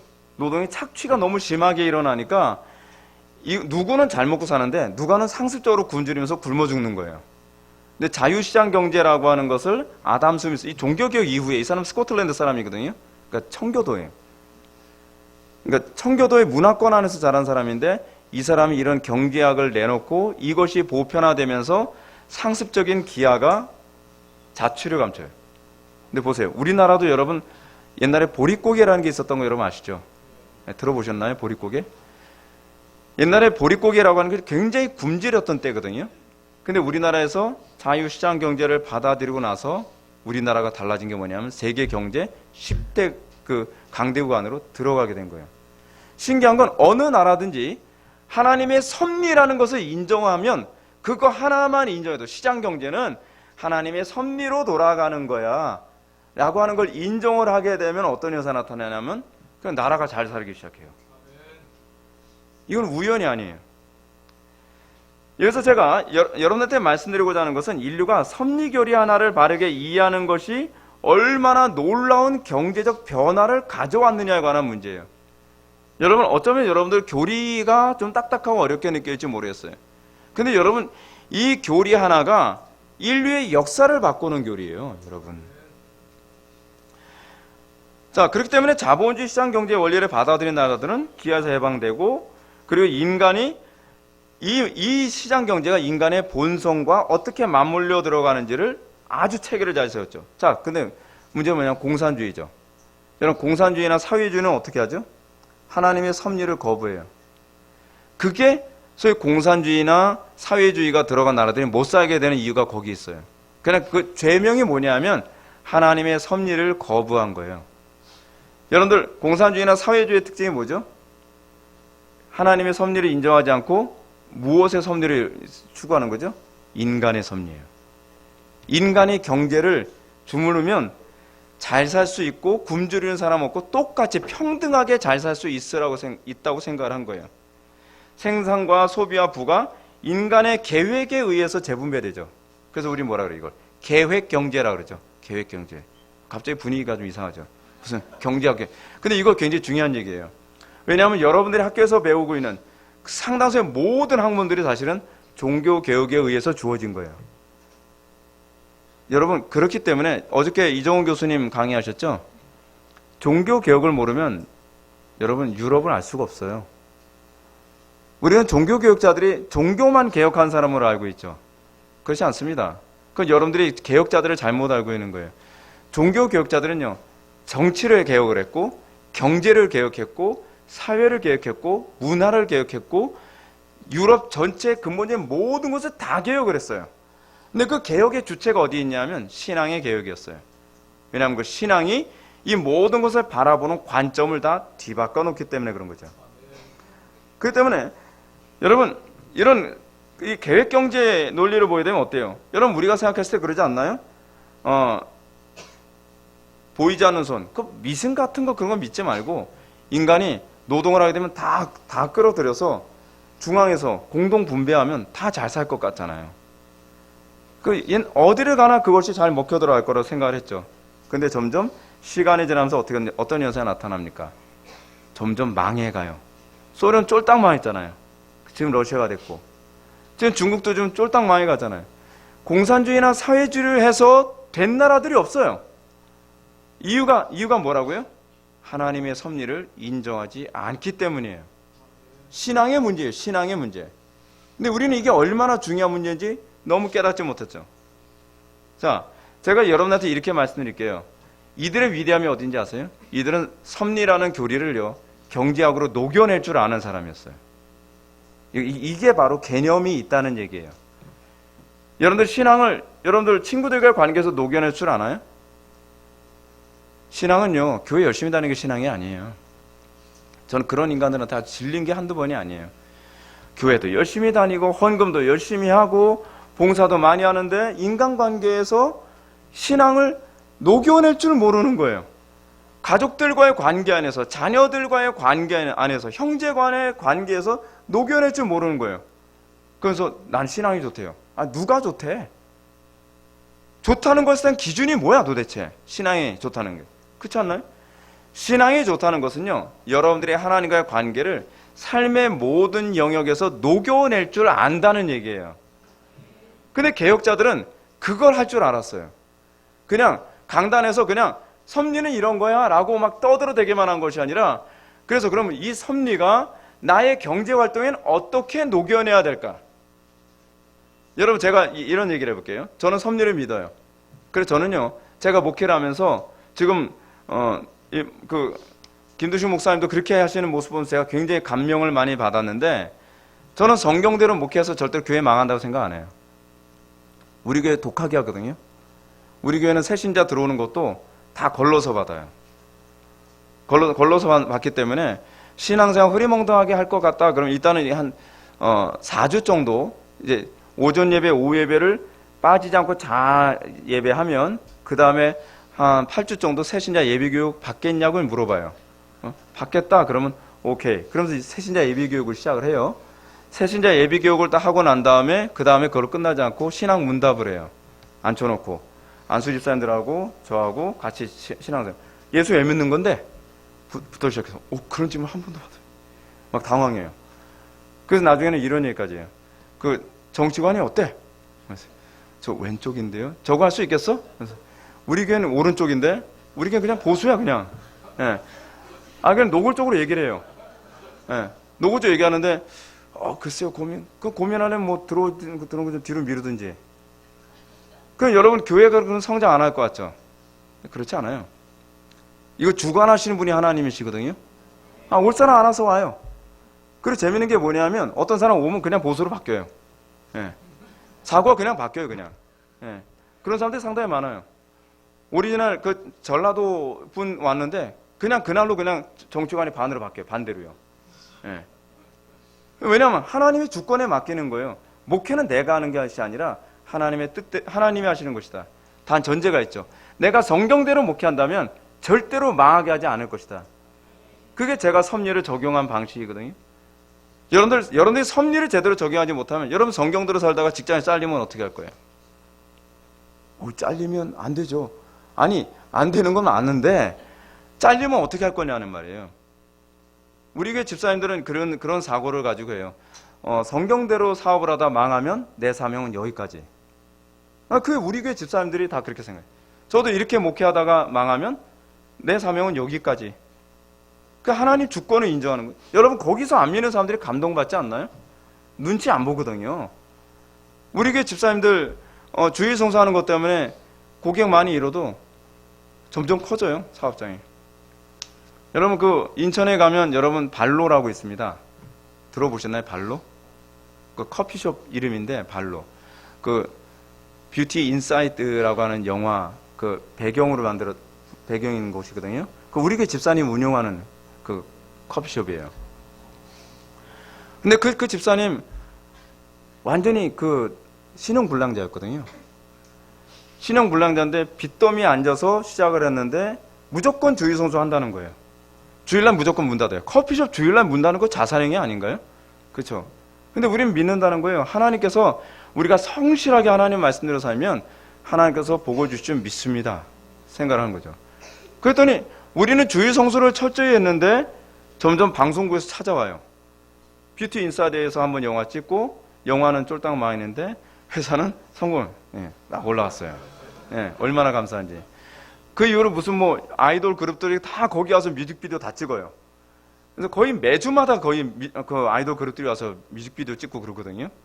그래서 이제 2호점을 또 냈어요.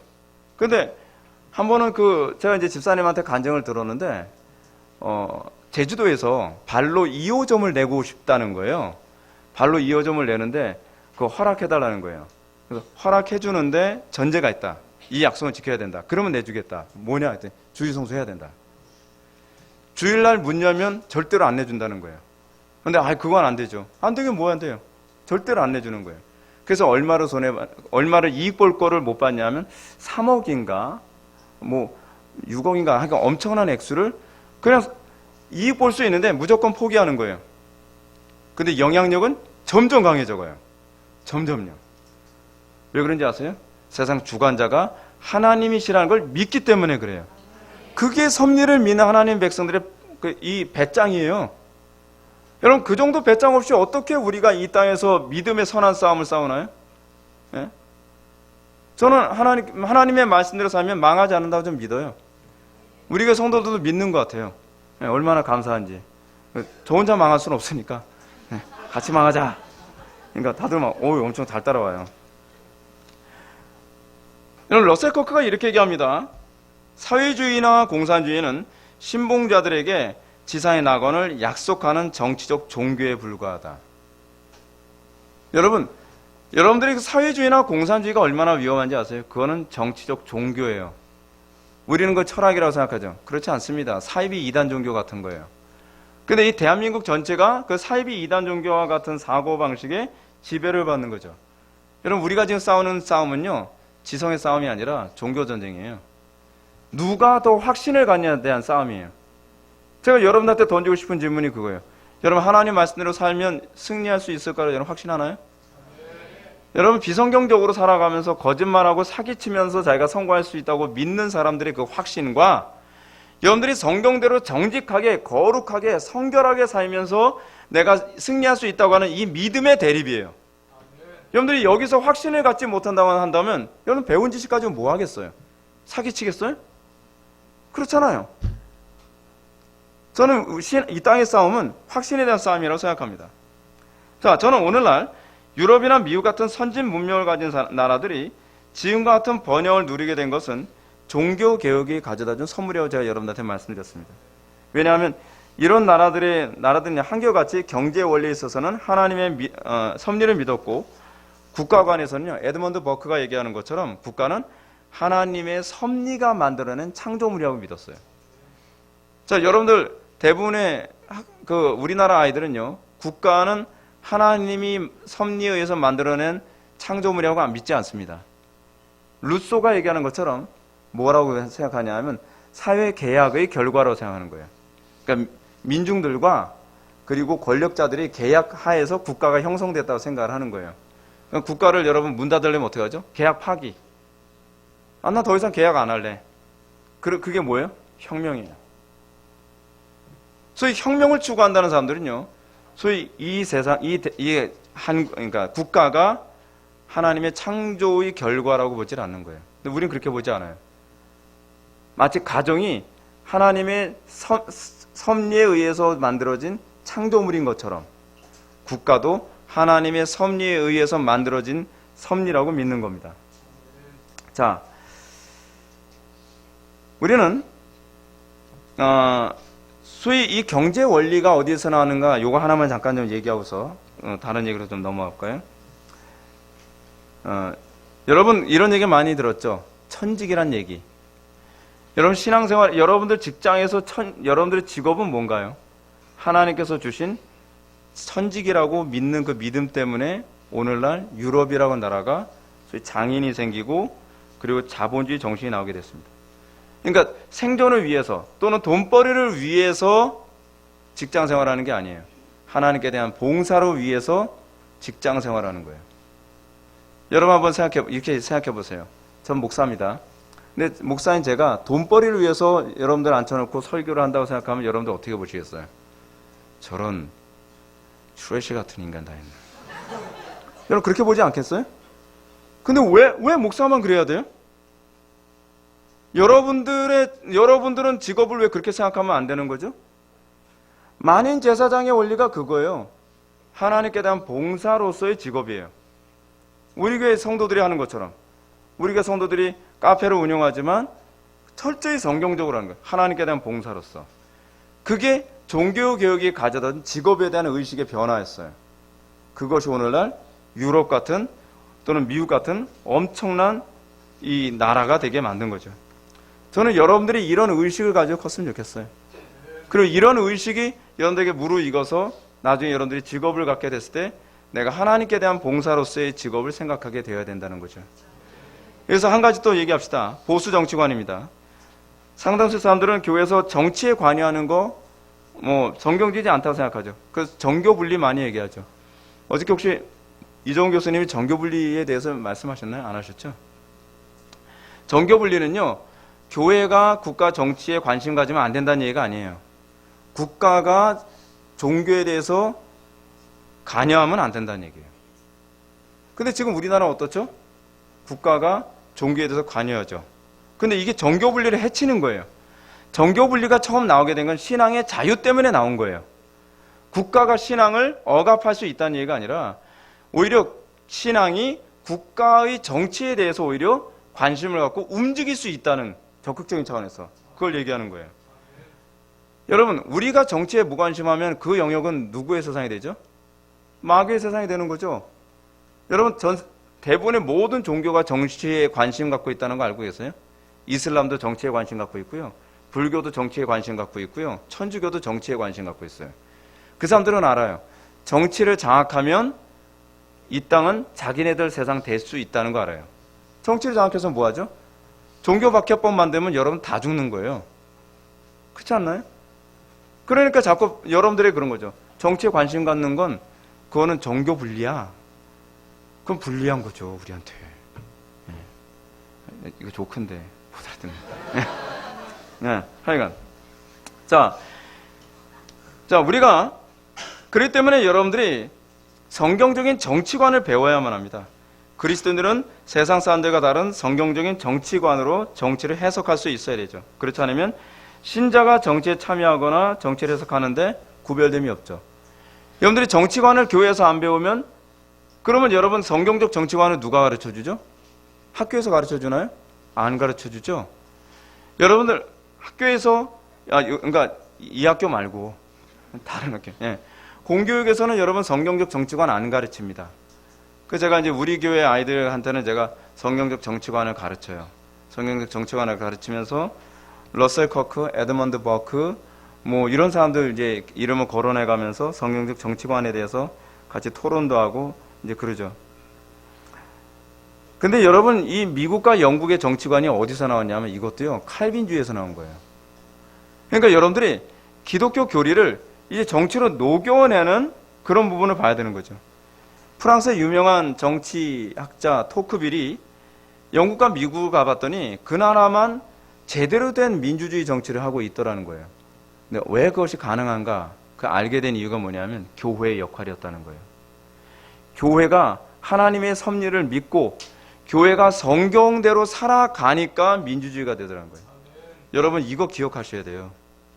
여러분들이 어떻게 내가 배운 신앙을 여러분들의 각 분야에 대해서 녹여낼지를 고민해야 돼요. 우리 교회는 그 장로님이 의사윤리협회 회장이시거든요. 근데 그분은 기독교 신앙을 소위 우리나라 의사들의 윤리에 또 적용시키고 녹여내기 위해서 무진장애를 쓰죠. 그래서 우리는 이 정의로운 나라가 되게 하기 위해서 여러분들이 신앙을 여러분들의 정치계에 녹여내는 법을 배워야만 합니다. 여러분 그 신앙을 정치계에 녹여내지 않게 됐을 때 어떤 현상이 나타나느냐? 그 나라는 피비린내가 납니다. 그러니까 여러분들 이 미래를 여러분들이 앞으로 책임지게 될 텐데 이제 우리 세대는 이제 저 같은 경우는 한 20년만 지나면 저는 은퇴거든요. 근데 그 자리를 이제 여러분들이 꿰차고 이제 여러분들이 이 역할을 또 해야 되는 거예요. 근데 여러분들이 성경적인 정치관을 모른다고 한다면 정치는 또 저들 손에 들어가겠죠. 그래서 에드먼드 버크가 프랑스 혁명을 뭐라고 비판했나 한번 들어보십시오. 프랑스 혁명이 결코 단순한 정치적 실험이나 계몽의 정점이 아니라 하나님의 섭리에 대한 도전과 무질서의 질병이라고 얘기해요. 여기서도 또 무슨 얘기가 나오죠? 섭리에 대한 도전이었다는 거예요. 자 봐요. 경제에서 섭리를 하나님의 섭리를 인정하지 않으면 뭐가 생긴다고요? 끊임없는 기아가 판을 쳐요. 그렇죠? 정치계에서 여러분 하나님의 섭리를 인정하지 않으니까 어떤 현상이 나타나요? 혁명이 일어나요. 교리가요, 지식이 아니에요. 여러분들이 이 교리 하나하나를 정확하게 이해하고 여러분들의 삶 속에 적용을 하고 여러분들의 직업, 여러분들의 정치관, 여러분들의 문화관, 사회관에 적용을 하게 됐을 때에 이 소위 기아로부터의 해방, 그리고 여러분 피의 혁명으로부터 해방되는 거죠.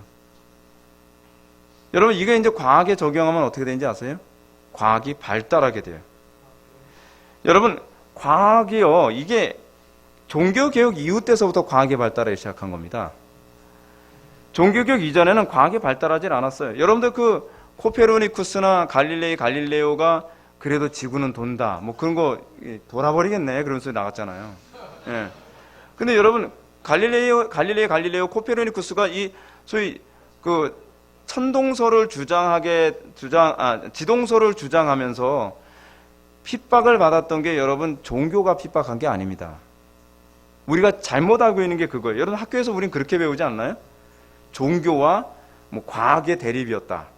근데 종교가 역시 틀렸다는 걸 입증한 것이 이 사건이다. 그렇지 않아요. 그 당시 천동설을 주장했던 사람들이 누구냐면요, 아리스토텔레스였어요. 철학이에요, 철학. 아리스토텔레스는 온 우주의 중심이 지구라고 생각했던 사람이거든요. 근데 그거를 천주교 교리로 집어넣은 거예요. 약간 어렵더라도 좀 여러분 들어보세요. 천주교 교리는요, 이분법적으로 돼 있어요. 그러니까 세상의 원리는 어떻게 해석을 해야 된다고 생각하냐면 아리스토텔레스의 철학으로 해석을 해야 된다고 생각을 했어요. 근데 신앙의 원리는 어거스틴의 원리로 해석을 해야 된다고 생각을 했죠.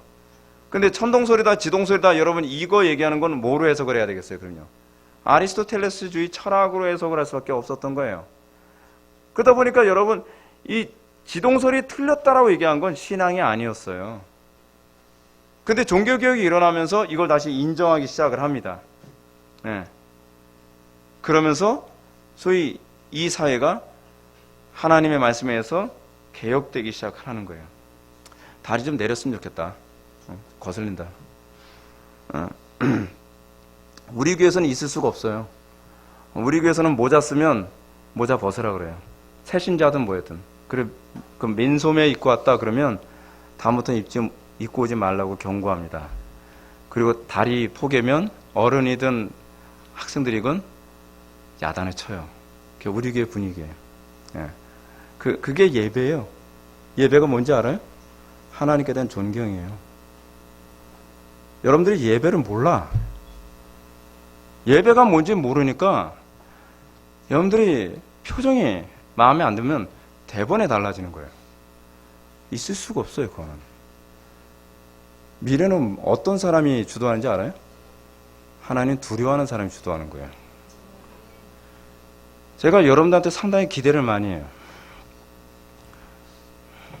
기대를 많이 하는데 좀 달랐으면 좋겠어요. 물론 다른 학생들보다 훨씬 나아요. 인정을 해요. 근데 난 그거 마음에 안 들어요. 이 정도는. 여러분들 아마 그렇게 생각할 거예요. 목사님 교회 수준으로 우리를 다루지 마세요. 그럼 우리 교회가 스탠다드인가요? 아니에요. 우리는 전능하신 하나님을 섬기는 사람이에요. 우리는 온 우주의 창조주이신 하나님을 섬기는 거예요. 제가 왜 이 얘기하는가? 그 이유가 있어요. 우리는 지금 누가 더 자기 신을 잘 섬기느냐에 관한 싸움을 하는 거예요. 남미의 사탄 숭배주의자들이 자기 자녀를 소위 사탄 숭배자로 만드는 예식이 있어요. 어떻게 하냐? 아이들한테 다 쓰러져 가는 교회로 데리고 가요. 데려가서 무슨 일 하냐? 뒤쪽에 딱 앉혀놓고서, 야, 여호와 하나님이 더 센 것 같아? 아니면 루시퍼가 더 센 것 같아? 다 쓰러져 가는 교회 오면 어떻겠어요? 쥐뿔도 없는 교회에 와서. 그러면 그러죠. 루시퍼가 더 센 것 같은데요? 그럼 너는 이제 루시퍼의 자녀가 될 만하다. 세례를 받자. 그래서 피의 세례를 줘요. 걔네들하고 싸워서 이길 수 있겠어요? 여러분, 신앙생활 장난 아니에요. 여러분들, 제가 여기 와서 이렇게 얘기하는 거에 대해서 여러분들 오해 안 했으면 좋겠는데요. 나는 신앙생활을 전쟁이라고 생각을 해요. 여러분들이 편하게 신앙생활하는 게 이게 그냥 주어진 게 아니에요, 여러분. 이 신앙생활은 어떻게 주어진 건지 아세요? 여러분들 전전세대가 목 잘려가면서 치른 대가로 여러분들이 이렇게 편하게 앉아서 예배를 드릴 수 있는 거예요.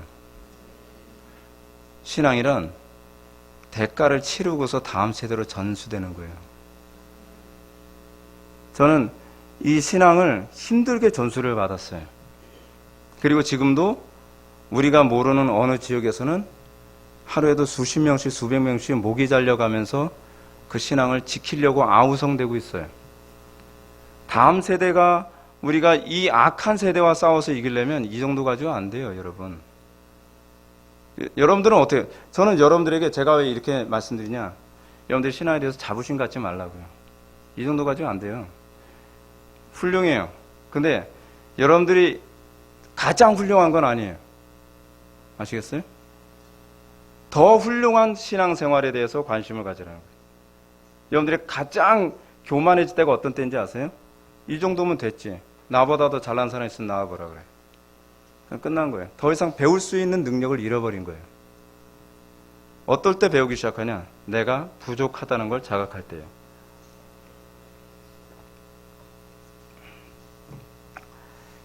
자, 좋습니다. 여러분들 신앙생활에 관해서 섭리라는 부분에 대해서 제가 여러분한테 말씀을 드리는데, 신앙생활에서 여러분들은 이런 부분에서 결론 한번 내려봅시다. 나는 무엇을 위해서 신앙생활을 하는가? 그러니까 저는 여러분들이 목표의식을 가지고 신앙생활을 했으면 좋겠어요. 저는 우리 교회 성도들 중에서 신앙생활을 좀 흐리멍덩하게 하는 사람한테는 그런 얘기예요. 대충 하려면 때려쳐. 전 우리 애들한테도 그래요. 대충 하려면 때려쳐라.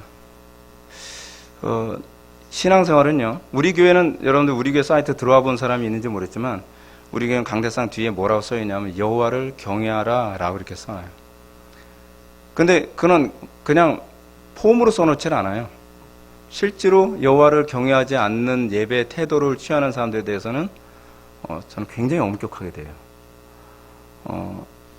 우리 교회에 이런 일이 있었어요. 그 학생인데 몇 개 국어를 해요.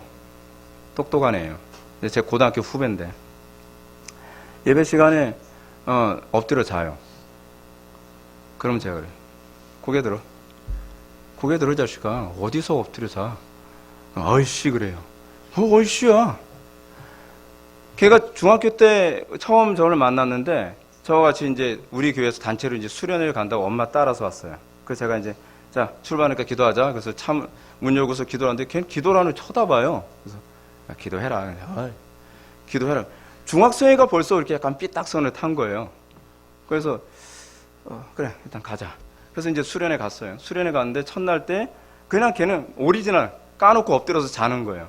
그래서 엎드려 자길래 야, 걔 이름 이제 방해솔이었는데 야 방해솔 고개 들어 했더니 이러는 거예요. 그래서 예배 마치고 나서 그랬어요. 너 일로 와봐. 왜요? 그래서 왜요 이 자식아? 네가 예배 시간 엎드려 잤으니까 그런 거지. 이게 엎드려 자라고 온 곳이니? 그랬더니 오기 싫은 거 억지로 왔어요. 그런 거예요. 그래서 억지로 왔어? 가. 너 같은 소식 필요 없어. 그래서 가고 싶은데 차가 없잖아요. 좀 있으면 어떤 차가 간대. 타고 가. 넌 쓰레기야. 너 같은 인간 필요 없어. 그랬더니 재수없어. 그러면서 가요. 근데 걔가 나중에는 완전히 변했어요. 왠지 아세요? 두려워하는 걸 배우기 시작하면서 바뀌어요. 신앙은요, 하나님을 두려워하는 것에부터 시작돼요. 하나님 여러분들 하나님 만만하게 보면 어떤지 아세요? 마치 할아버지 턱수염 잡고 흔들듯이 하나님은 그래도 사랑이라고 생각해요. 하나님 그런 하나님 아니에요. 우리 교회 아이들은 이렇게 교육시켜요. 우리 교회 애들도 인사 무지 잘하거든요. 근데 걔네들 인사 안 하면 저한테 반 죽어요. 네. 그러니까 언제서부터 고집을 꺾냐면 말을 배우기 전부터 인사하는 훈련을 시켜요. 우리 교회 애들은. 근데 애들이 어느 정도 나이 되면 인사를 안 하려고 그래요. 인사해. 안 해요. 그럼 들어와. 가둬놔요. 인사할 때까지 제가 야단을 쳐요. 막 울어요. 울어도 소용없어. 인사해. 안 하면 매를 들어요. 그래서 인사를 딱 억지로 해요. 그는 고집을 꺾거든요. 그러나서 이제 나갈 때 되면 다시 한번 인사해봐. 그러면 막 나가려고 그래요. 문 다시 닫고 시작을 해요. 뽕을 뽑자 해서. 그리고 나면 50m 전방에서 딱 보면 90도로 인사해요. 그 다음부터는요. 이유가 있어요. 순종을 배우지 않으면 더 이상 배울 수가 없어요. 아무것도 못 배워요. 우리 아이들한테 그렇게 교육을 시켰어요. 우리 아이들도. 그러니까 뭐가 가능하냐면 우리 자녀들에게도요. 독서 훈련이 가능해요. 독서하기 싫지? 앉아서 오늘 3시간만 책 본다. 중학생애들한테. 그럼 앉아서 꾸역꾸역 졸아가면서 책을 봐요. 근데 원래 독서 훈련은 그렇게 시작해요. 엉덩이로 시작을 해요. 그리고 3시간 앉아있는 게 훈련이 되면 그 다음부터 어떤 책이 머릿속에 들어오기 시작하는 거예요. 그러니까 걔네들이 플라톤을 읽는 거예요. 우리 교회들은 중학교 3학년만 되면요. 웬만한 신학서적은 다 읽어요. 근데 그게 순종하는 훈련을 배워야만 가능한 거예요. 하나님을 경외하는 법을 배울 때 가능한 거예요. 오늘날 한국교회 부모들이 자녀들 교육을 잘못시키는 게 뭐냐면 제가 다른 교회에서도 그런 얘기 들었어요. 아이들이 예배 시간에 막 기어서 막 올라오고 막 장난치고 그래도 그냥 방치하는데요. 그거는 잘못하는 거예요. 경외심을 배워야 돼요. 경외심을. 이 땅에서 제가 이제 마지막으로 제가 결론을 얘기합시다. 여러분들 이 땅에서 우리가 하나님의 섭리를 생각할 때 그 섭리는 무엇이냐? 하나님에 대한 두려움을 자각하고 그리고 하나님을 믿는 믿음이 세상을 믿는 믿음보다 더 강할 때 이기는 겁니다. 여러분 믿음은 그냥 도깨비 방망이가 아니에요. 여러분 세상은 끊임없이 뭐라고 얘기하는지 아십니까? 돈이 네 인생을 좌우할 수 있어. 여러분 돈이 더 우월하다고 믿는 사람들하고 여러분 겨뤄서 이길 준비 돼 있나요?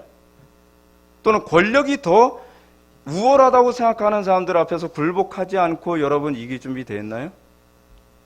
저는 그런 얘기할 자격이 있어요. 전 부교육자 생활하면서 저는 30년간을 그렇게 싸워왔어요. 난 우리 교회 망할 땐 망할지라도 나는 성경대로 하겠다는 각오로 여기까지 왔어요. 그리고 제가 이 자리에 쓸 수 있었던 것도 아마 그래서 그런 거라고 생각해요. 저는 여러분들에게 그 정도 패기가 있기를 바라요. 어렵다고요? 어려운 거 아니에요. 죽을 각오해야 돼요. 신앙이 뭔지 아세요? 십자가가 뭔지 아세요? 죽음이에요. 죽음이라는 걸 모르고서 여러분들이 나 신앙생활 한다 깝죽대고, 그건 신앙생활 아닙니다. 여러분들의 눈이 더 광채로 빛났으면 좋겠어요. 세상을 이기는 그 믿음, 저 인간은 누구도 꺾을 수 없겠다. 그래서 한 사람 한 사람이 정치계를 변화시키고, 한 사람 한 사람이 경제계를 변화시키고, 한 사람 한 사람이 어떤 핍박과 어떤 어려움이 있더라도 예수 그리스도에 대한 확신 때문에 풀무불 안에 들어가더라도 내가 이길 거다. 사자굴에 들어가더라도 내가 이길 거다라고 하는 이 확신을 가질 때 느부갓네살을 꺾었던 그 엄청난 영광이 한국 사회도 다시 일어나려 믿습니다. 제가 지적한 것 때문에 기분 나쁜 건 용서하십시오. 그러나 저는 여러분들에게 분명히 그것만은 각인시켜드리고 싶어요. 하나님 두려워하는 법을 배우십시오. 여호와를 경외하는 것이 지혜와 지식의 근본입니다. 여러분들이 여호와 경외함을 배우지 않으면 하나님의 섭리에 관해서는 여러분들이 이해할 수가 없습니다. 여러분들이 진짜 사랑을 배우려면 하나님이 두려운 분이라는 걸 알아야 돼요. 제가 마지막으로 제가 요거 하나만 제가 말씀드리고 제가 끝낼게요. 저는 리더십을 어떻게 배웠냐면 저는 중학교 1학년 때 배웠어요. 우리 담임 선생님이 체육 선생님이었어요. 무지 무서웠어요. 근데 그 선배들이 우리가 1학년 딱 들어가니까 신입생 들어갔더니 선배들이 그런 얘기예요. 너희들 잘못 걸렸다. 너희 담임 선생님 얼마나 무서운지 알아? 호랑이 선생님이야. 근데 하나도 안 무섭고 동글동글하게 생겨가지고요. 그냥 괜찮은 것 같은 거예요. 그러다가 한번 된통 한번 걸린 적이 있었어요. 자율학습 시간에 떠들다가 우리가 3-4번 룰에 벗어나게 4번째 또 걸리는 거예요. 그래서 매를 맞기 시작하는데 지옥이었어요. 그 선생님이 야구선수 출신이었거든요. 지치질 않아요. 매를 드는데 우리가 이제 계산을 넣은 거예요. 먼저 맞은 놈이 더 아플 거야. 뒤에 맞은 놈은 덜 아프겠지. 근데 힘이 똑같아요. 항상 똑같아요. 범사에 똑같아요. 쉬지 않고 똑같은 거예요. 아니 저런 괴물이 다 있나. 근데 이분이요 계속 때리는데 종 칠 때까지 때리는 거예요. 반에 학생들 다. 그리고 난 다음서부터 일종의 아우라가 느껴져요. 무서운 거예요 그 선생님. 근데 그 무서운 선생님한테 교무실에 일이 있어서 제가 그때 주번일을 딱 갔더니 너무 자상하게 대해주시는 거예요. 여러분 어때요? 여러분들 주변에 평소에 잘해주는 사람이 한번 화내면 네가 뭔데 이렇게 나오죠. 근데 여러분들 주변에 항상 무섭고 저 사람은 가까이 하기 너무 당신, 그런데 그 사람이 어느 날 조금이라도 잘해주면 성은이 만극하나이다 하잖아요. 우리는 하나님에 대한 인식이 그렇게 시작돼요. 모르겠어요. 여러분들 어떤지 모르겠는데 저는 하나님을 그렇게 만났어요. 저는 경외함으로 만나고 그 다음에 사랑을 배웠어요. 그 하나님이 얼마나 광대하고 얼마나 위대하고 얼마나 두려운 분인지 알고 나니까 그 사랑이 황송하게 느껴지는 거예요. 어떻게 저 전능하시고 위대하신 분이 나한테 이런 사랑을 베푸셨을까? 근데 만만한 사람이 나한테 아무리 퍼줘도 우리는 어떻게 생각하죠? 줄만하니까 줬다고 생각하는 거죠. 신앙, 섭리를 깨닫는 것, 여호와 경외함. 여러분 이 부분에서 순서가 분명해야만 합니다. 여호와를 경외하면 하나님께서 여러분들의 모든 것을 책임져 주실 겁니다. 여러분들 저는 확신합니다. 앞으로의 미래는 여러분들 겁니다. 근데 여러분들이 하나님을 경외하고 여러분들이 하나님을 존중하는 법을 배우게 될 때에 하나님께서 여러분들에게 지혜를 주실 것이고 하나님께서 여러분들에게 능력을 주실 것이고 세상이 감당할 수 없는 탁월함으로 여러분들 인도하실 걸 믿으시기 바랍니다. 기도하시겠습니다. 사랑이 많으신 하나님, 우리가 주님을 알기를 원합니다. 우리가 주님을 머리로 아는 것이 아니라 주님을 전인격으로 알아가며 우리가 주님께 대한 경외심으로 우리가 주님께 다가가기를 원합니다. 그 안에서 주님의 사랑을 배우고 그 안에서 주님의 위대함을 배우며 그 안에서 주님을 참되게 찬송하고 찬양할 수 있기를 원합니다. 예수님의 거룩하신 이름으로 기도하옵나이다. 아멘.